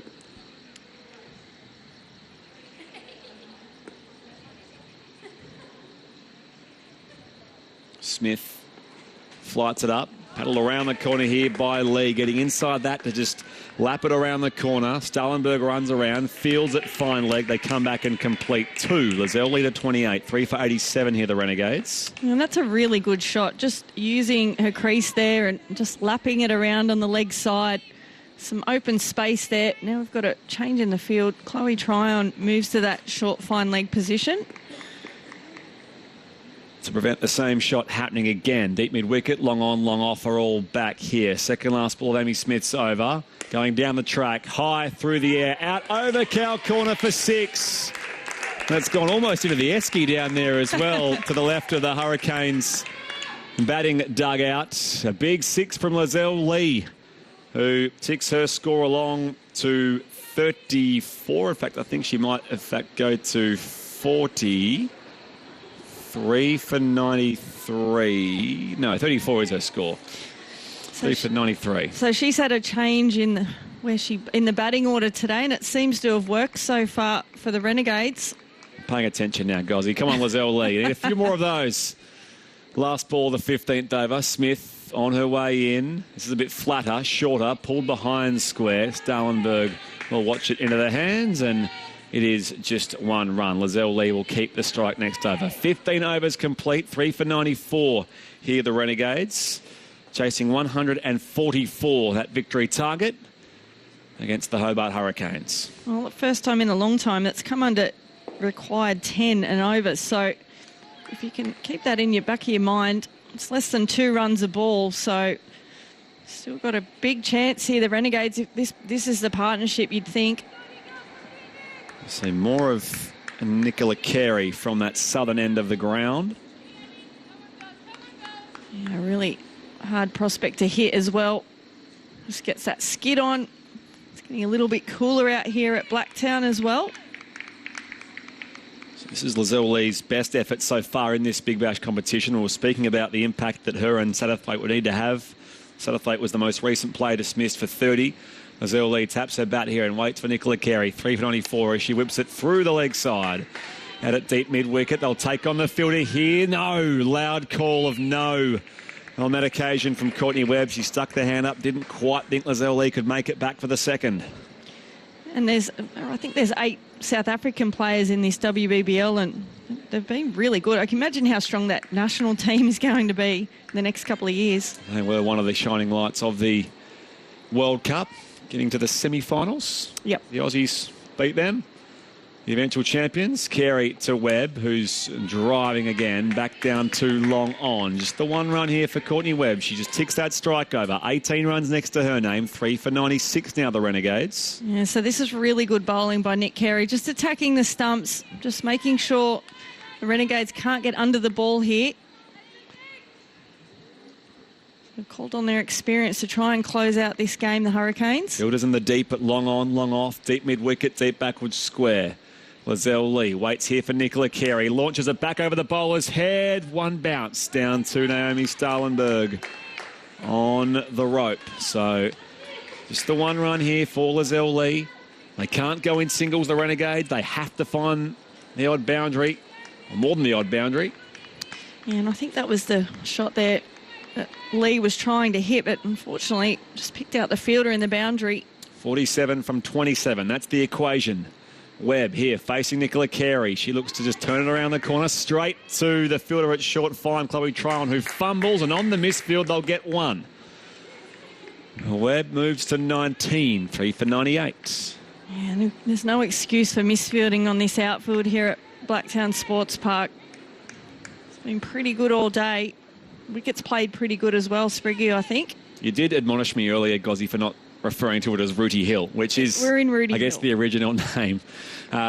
Carey, slower ball, punched up through the air over the bowler's head by Lizelle Lee. I think they're content with just the one. Yeah, Matthews picks up at long on, 3 for 99. It is something that people always say. One ball to come this over, by the way. But, yeah, technically the Blacktown Sports Park is in the suburb of Rooty Hill. Rooty Hill, yes. Okay. Yeah, and again, we've got this picket fence over. So we'll close it out. 3 for 99. Webb facing Carey. She wants to go fine here. It's missing the bat and the stumps. It's a wide down the leg side. Every run's like gold at the moment. To be disappointed with that, Carey. They're still in the game if they can get that one big over. An 18 or a 20 off it. I know it doesn't happen often, but if Lizelle Lee can really get going. Courtney Webb doing her job as well. Here she is, Webb facing Nicola Carey. Back of her length, worked off the legs. They want two here out through the deep. Webb turns quickly, comes back for the second. Throw comes in from the deep, and they will get there. And Lizelle Lee will have the strike next over as well. 16 overs complete. The Renegades get to 3 for 102. So the equation from here, 42 required off 24 balls left. Yeah, Spriggy, you're right. I think this is the over they've got to target. You've got to try and drag it out for the last over for the Hurricanes if they can. But I think this is the over that they need to target. Amy Smith at last gets a hat. So she did have a hat hiding sort of out there somewhere, didn't she? But she doesn't seem to use it. She just tucks the hat into the back of her pants. The keeper gave it back to her, Rachel Priest. She's not bowling, by the way. I was just sort of curious about the general hat situation. Hayley Matthews, who bowls in her hat, she'll continue from the northern end here at Blacktown, or Rooty Hill. 4 overs to come, 3 for 102 the Renegades. As I mentioned, both teams hunting for their second win of this Big Bash campaign. And with time running out to remain in touch of that pack of contenders as we've ticked past the halfway mark in this tournament. I think Amy Smith has Rachel Priest's cap. That would kind of make sense. Oh, yeah, that's a fair point. That's why she had the cap tucked in and it's not hers. Yes. I think you've solved the mystery there, Gozzy. Silly me. Scooby-Doo. Matthews bowling her off break. Long on, long off for both back. It's a flat ball carved out high in the air. Down Vakawira's throat, and this time she takes it at mid-wicket. She makes no mistake this time. Lizelle Lee holds out. And she will depart for 38. That was a very important wicket for the Hurricanes. So despite the fact they are on top, can breathe a sigh of relief with the ever-threatening Lizelle Lee departing for 38, and it's 4 for 102 in the 17th. Yeah, well, I'll tell you what, she got a fair piece on that, and Belinda Vakawira just stood her ground on the outfield. It kind of came to her a little bit quicker than she thought, but she was never going to put this one down, and you could hear the cheer from the Hurricanes. They know how important that wicket is for the victory here at Blacktown. So that was, in fact, their best partnership of the innings so far. 44 runs, that partnership between Lizelle Lee and Courtney Webb. Lee caught Vakariwa, bowled Matthews. So a second victim for Hayley Matthews, and it occurred with the very first ball of the 17th over. I've been super impressed with her tonight, Spriggy Matthews. I said if we had stats in front of us, how quick that she bowled or slow she bowled, I think there'd be not one delivery exactly the same.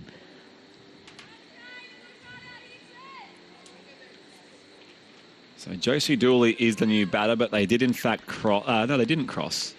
So Dooley will face the first ball here of Hayley Matthews, batting deep in her crease with Priest behind the stumps, comes down the track now, whips it through the onside, down to long on. Just the one run, and Josie Dooley is off the mark. 4 for 103, 41 runs away from the win. Yeah, unfortunately for the Renegades, they need more than a single, so they're doing really well out there, the Hurricanes, just sticking to their plans, they're just wiping the ball, so maybe there's a bit of dew around as well. So 41 from 22 is the equation from here. Matthews on the approach to Webb. Gives herself room, plays it across the line, out through mid-wicket. Vakariwa comes in off the fence, and that will be just the one. She sort of dares Josie Dooley to take the run, but Josie Dooley has to scamper back into her crease as the throw comes to the keeper's end. 4 for 104. Yeah, it was a bit of like backyard cricket there, wasn't it? Take the arm on. Got a rocket arm, Belinda Vakariwa. They desperately need a 4 here, the Renegades. Matthews again into Dooley, digs it in, a flatter ball, pulled here behind square. Stalenberg comes in off the rope, 1 run again. The picket fence continues here for the Renegades, 4 for 105. And I'd be interested to see, I'm just going to watch Rachel Priest for a little bit, whether Hayley Matthews actually gives some indication to Priest of when she's bowling that bouncer or that quicker ball. Equation 39 off 20. Matthews, this is an absolute balloon. Driven square of the wicket here. Straight to the fielder. Throw comes in, but they do make the easy, well, not the easy single, but a quick single anyway on this occasion from the bat of Courtney Webb. So 1 more run to her. She ticks her score along to 23. 4 for 106 here, the Renegades. 1 ball to come here in the 17th. What does Matthews do here? After that very well-flighted, floaty delivery. It's a bit flatter this one. Worked across the line by Josie Dooley. Again down to long on, and they will be content with the single to finish off the 17th over of proceedings. And that will bring to an end Hayley Matthews' allotment of 4 overs. 4 overs, 2 for 19. She claimed the wickets of Molyneux for 11 and Lizelle Lee for 38. Yeah, special spell there by Matthews. I'll tell you what, she just bowled so many different types of deliveries, and she's done her job here for the Hurricanes, and now it's up to the rest of the team to try and close it out. And we see Belinda Vakariwa coming back into the attack. So this is maybe where the Renegades can try and target a bit more pace on the ball. I'm sure she'd love another wicket. She got the very first of the game. Carly Leeson, a second ball duck when the score was just 1. So she's taking time to just sort of move her field around from that southern end of the venue. And this game is really important. Every game's important, but just going into the back end, you need to try and take some momentum. Long on his back, deep mid-wicket as well. Josie Dooley waiting here for Vakariwa. Full ball, met on the full, driven to Corinne Hall, goes straight through her legs. And they will come back for the second on the misfield from the Hurricanes captain, who, again, is showing signs of discomfort with that right arm. I notice when you see her at the bat flip, she does have tape on sort of her elbow area, sort of part of her forearm. She just threw that ball then, but didn't appear to be enjoying it all too much. Yeah, it looks a little bit uncomfortable there. 4 for 109 here, the Renegades. 35 runs away from victory. Vakariwa in. Another full toss, and it's going to be a wide, in fact. So trying to flick that very fine on that occasion was Josie Dooley, but she didn't reach it, and it's a wide. So 1 to the total, and she'll have to bowl it again. It's great work by Priest out there. Tumbled away to her left and taken it one-handed. Did come at pace, didn't it? Here's Vakariwa in again. Slower ball this time. Cut away through a gap behind point. Amy Smith gives chase towards the rope. They'll come back and get 2. And it's a great flick in by Amy Smith. Great teamwork as well. Kershaw finishes off with a throw from the deep. And I reckon with that, have they come back for 3? Yeah, I think that was a 3. So really good running there by the Renegades. But How important is that one run now for the Hurricanes? So Josie Dooley, 3 runs off her bat. Great running for her and Courtney Webb. Only the second time today we've seen a 3-run. Seeing a replay of Amy Smith with that flick back into play. So she did save 1 run in the end, 4 for 113, early in the 18th over. Well, it's hard for a bowler too that's opened the bowling to come back at the end. They get a bit cold as well. 31 from 16 is the equation. Vakawira, slower ball. Uppishly here from Webb, driven out to long off where Chloe Tryon is waiting. And it is just the 1 run here for the Melbourne Renegades. Well, they're giving themselves a chance here, aren't they? This is the over that they would need. Try and get 15 or so off it. Vakawira in again as Dooley taps her bat and waits here. Another slower ball. Flicked up through mid-wicket. Cow corner comes in off the rope and Carey is all over it. 1 more here for Josie Dooley. 4 for 115 now, the Renegades. Well, they didn't need a 4 right now. So she's got to try and conjure up something. Maybe behind the wicket we've got short third and short fine up. Vakawira in. Webb, another slower ball. She cuts down on this to the fielder at gully where Kershaw is. And that is a single, the second last ball of this 18th over. 4 for 116. So 28 required now from, 13 balls? Yeah, it's really good execution. Vakawira just trying to close this over out. Of course, the Hurricanes can have those 4 fielders out. Well, they nearly bowled a no ball then, having 5 out. Vakawira in. Gives herself room. It's outside the off stump. I think Vakawira adjusted her line when she saw Dooley moving across the stumps. And they get 1 run to cover. 4 for 117. So 27 required from these last 2 overs. They need a few more of those lofty blows here, the Renegades. Or McKinley blows, who's, she won't bat till later on, so I don't think we'll see her get an opportunity. But 12 balls to come in the game, 4 for 117. Yeah, this is it right now. But you've got Nick Carey bowling at you. She's bowled pretty well here. You've got Aaron Fazakali on the sideline just doing some swing throughs.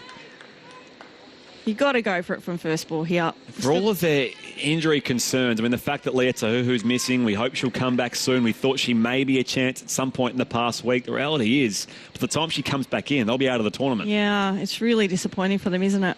Josie Dooley on strike, waiting here for Nicola Carey, who skids this one in. She attempts the wrap over the top. It goes over the head of Chloe Tryon. It goes all the way down for 4. Smart work from Josie Dooley. Moved inside that ball and got it very fine for 4. More of those here, the Renegades. 4 for 121. They certainly do. And as I said, they're giving them a chance here. This is the big over they need just to try and drag this out to the 20th over. How does Nick Carey respond here? Got a bit leg side. Only just evaded Chloe Tryon. Would have been tough for her, but she got the desired result, Josie Dooley. They need a few more of those here, the Renegades. So 23 required from 11 balls. They'll move Tryon back to a regulation fine leg. Stalenberg is around just behind square on the fence. Vakawira at cow corner, long on in play as well. Nicola Carey continues into Dooley, who's batting well back in her crease. Back of a length, she meets it at force, just slaps it back past the bowler to Hayley Matthews at mid-off for just the single. 4 for 122. Yeah, good bowling there by Carey. Just saw the batter advancing at her and just pushed it in a little bit shorter to make sure they couldn't get underneath it. It's really smart. It's all happening, isn't it? Oh, you think there's still a chance of a tight finish. Here's Webb on strike facing Nicola Carey. She gives herself room, works it across the line through mid-wicket. They want to complete 2. They may get it here on the arm of Vakawira. The throw comes in from the deep, and they do come back for 2 indeed. So Webb along to 27, but her score is really not the important thing here. It's how close the Renegades can get here to that victory target of 144. Well, wouldn't they love a no ball or something, or a 5 wide or something under pressure here? Funny things can happen. And that does place more pressure back on the fielding team. Rachel Priest has done some Good glove work in the past couple of overs. Nicola Carey into Webb, who goes big through the air, just forward of square. It may beat Vacarera. No, she taps it out into the space where Stellenberg is waiting. And again, they come back for two. So they can't quite get there in twos either. It has to be boundaries more often than not here for the Renegades. Yeah, great work by Vacarera, backed up by Naomi Stellenberg and just thrown it in. So there's +2 for the Hurricanes. 18 off 8 required. Nicola Carey comes steaming in. Courtney Webb waits. She swings and misses, and it skids through to Rachel Priest behind the stumps. Well, she might have been better to hold her ground. She just lifted her head up way too high. Just keep your shape here and just try and do what she did previously and just try and push that down to fine leg. That's all open as well. She can connect one of these and get a 6 off this last ball of the 19th. That would make things very interesting. And she slaps it back past the bowler again. Down to Haley Matthews at long off, and they'll have to just take the one. 4 for 127. They require 17 off the last over here at Blacktown. If nothing else, the Renegades, well, they're an outside chance, but a slim chance nonetheless here in this final 6 balls coming up of this big doubleheader today at Blacktown. Yeah, just been a little bit inconsistent with their batting so far in this tournament, but geez, they've done well to drag this out. Just kind of think they've missed out in that first power play as well. They were just well behind the run rate. Just didn't cash in enough. Just left it too late to cash in at the back end. Vacarera will bowl the very last over of the game. Her figures so far, 1 for 13 from her 3. So if you're the batting team, she's not the person you want bowling this death over. Courtney Webb will be facing the first ball of it. Long off and long on are both back. Courtney Webb was the hero for the Renegades last year against the Sydney Sixers at Drummoyne. She's facing Vacarera here. Slower ball. She waits on this, plays it off her legs. Out the middle. They want to get a couple here. They will come back. The fielder forward of square collects and back in it comes. They've just got 2. Well, we know she can hit a long ball, don't we? We have seen that firsthand, Spriggy, so she needs one of those right now. 15 off 5 is the equation here for the Melbourne Renegades. She has to go over the rope, facing Vacarera. Another slow ball. She does give it everything out through mid-wicket, and it is straight down the throat of Nicola Carey. She takes the outfield catch, and with that, Courtney Webb departs for 32. The Renegades now 5 for 129. Yeah, and I think that would be the end of the wind in their sails. So it's a big wicket there for the Hurricanes. Well bowled, Vacarera, and a great catch out there by Nick Carey. Just cool as you like, nice and low. Just tosses the ball back in and just straight back into the business here. So she faced 26 balls, or 25 balls, in fact, did Courtney Webb.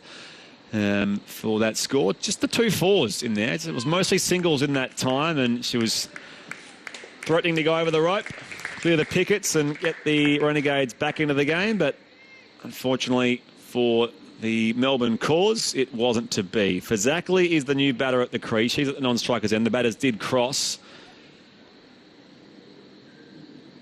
So caught Carey bowled Vacarera. A second wicket for Belinda Vacarera. She's been a standout for the Hurricanes here tonight. 5 for 129. 15 away from victory. Another slower ball. Just whacked out into the gap on the onside. It will hold up just inside here for Sasha Maloney, who fields from the deep. They get 2 runs, though. 2 more off the bat of Josie Dooley. She is now 17. The Renegades are 5 for 131. Yeah, did need something special. They need a no ball or something, the Renegades. Still some discussions. Vacarera with Corinne Hall, her skipper. Make sure they've got the field right here. I need 3 sixes, effectively. If there are no balls or wides bowled, Vacarera. Dooley charges her. Comes forward of square with some force. Again out to Maloney. They come back for 2. They have to, don't they? Oh, it was a mix-up here. Vacarera will not quite throw the ball. She dived back, Josie Dooley. As she was sort of denied the second run, she went back to the non-striker's end. And they'll have to just take the single. Fazakli comes on strike now. 5 for 132. Yeah, that was an interesting piece of work. I think she held it so she didn't, in case she missed the stumps and they actually got that extra run. But that was very nice by Belinda. Just let her dive in front of her. Simple equation here, Gozzy. 12 to win off 2. 2 sixes required. They practice this. Stranger things have happened. Fazakli, the ex-Hurricane, and Tasmanian facing Vakawira on a good length. It's a very full ball right in the block hole. She swings inside edge. It bubbles out to short fine, and they will be content with just a single. Not content so much, but that's the only choice they have. 1 run here and 1 ball to come in the game. The Renegades, barring any kind of error from the fielding team or the bowler in particular, Belinda Vakawira, that will be the situation. The Hurricanes will get the win and just their second of this WBBL competition. Vakawira in past the umpire. Dooley on strike. Another slower ball. Clubbed out through mid-wicket again. Cow corner. Nicola Carey, who took the catch a short time ago. She collects. Heaves it in for 1. The Renegades finish on 5 for 134. It is a win to the Hobart Hurricanes by 9 runs here, and they do get their second win of WBBL 6. Yeah, and that's, a disappointing end there for the Renegades. One thing as a coach I look at, they've still got 5 wickets in the shed. So if you're going to lose, you may as well go for it. I just see that as a bit of a disappointing thing from my end, but also their power play. They just did not get enough runs. They were way behind the 8 ball. I think they were 20 runs behind the Hurricanes in that same area. So, yeah, really disappointing loss there, but well done to the Hurricanes. They stuck to their guns and a well-deserved victory here at Blacktown Sports Park. So it went right down to the last over, but perhaps the margin, Gozzy, tells us that it was closer than perhaps it seemed throughout the evening. The Hurricanes certainly deserved the victory tonight, and that's what eventuated here to wrap up a big doubleheader on grandstand cricket. Earlier, the Melbourne Stars won by 5 wickets over the Adelaide Strikers. That was with just 3 balls to spare. And as the players do their customary fist bumps, of course, no shaking of hands, such as the COVID restrictions in this WBBL bubble. The players are just sort of congratulating each other on a match hard fought and won by the Hobart Hurricanes. Jenny Wallace has rejoined us in our little post-game show here on ABC Sport Digital and via the ABC Listen app, also BBC 5 Live Sports Extra, staying with us for a little bit longer. We'll get some reaction from downstairs with Robin, but Jenny Wallace, what did you make of the win for the Hurricanes here today? Absolutely agree with Michelle's comments from just before. The start for the Renegades was just too slow.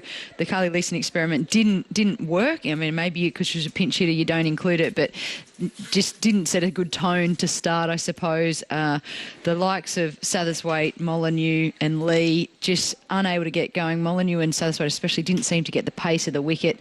Lee sort of got herself in, needed to go big. They needed a big score from her. The responsibility was on her.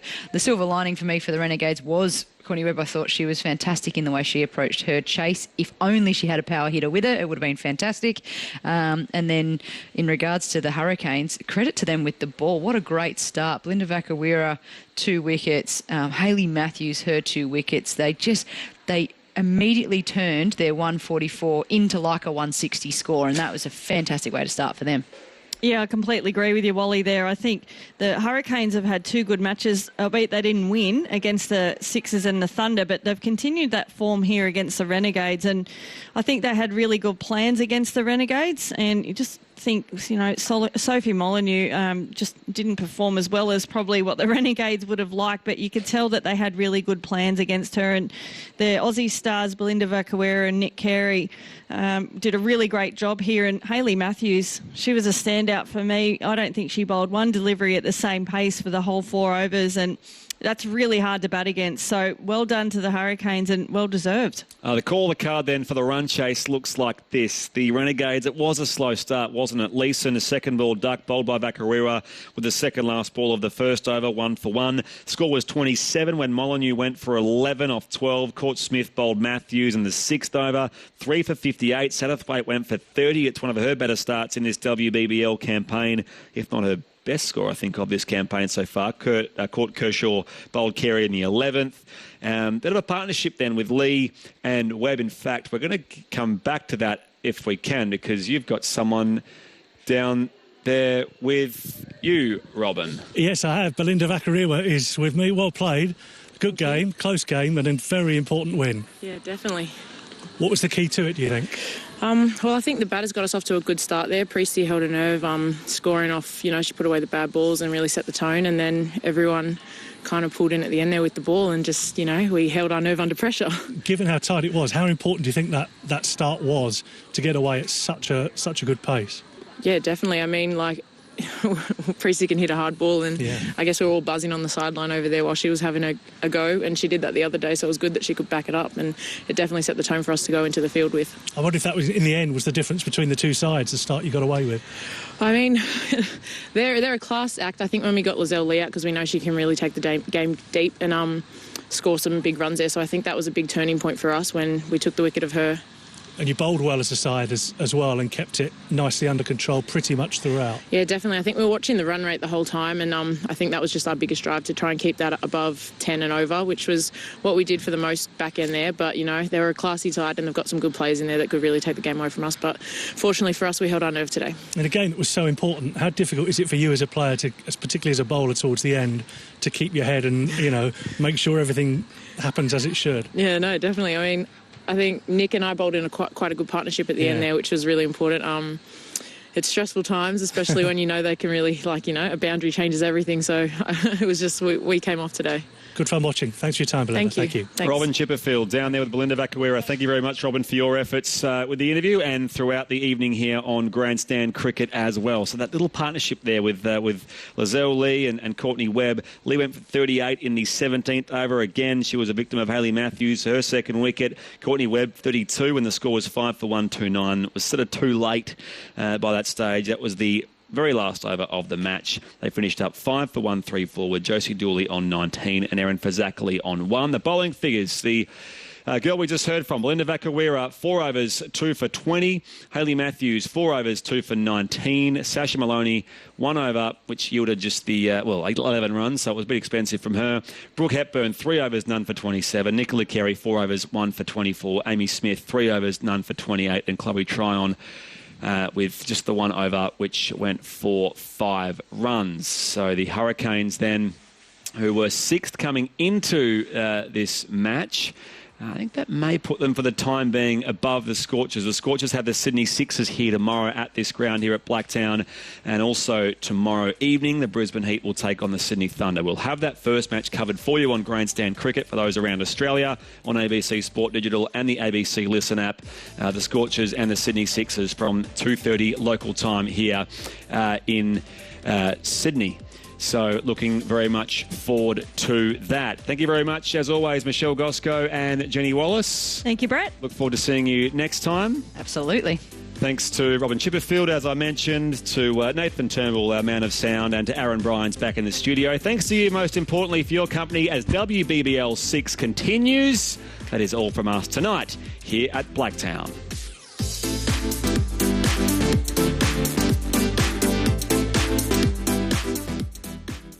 BBC 5 Live. The 2020 Masters.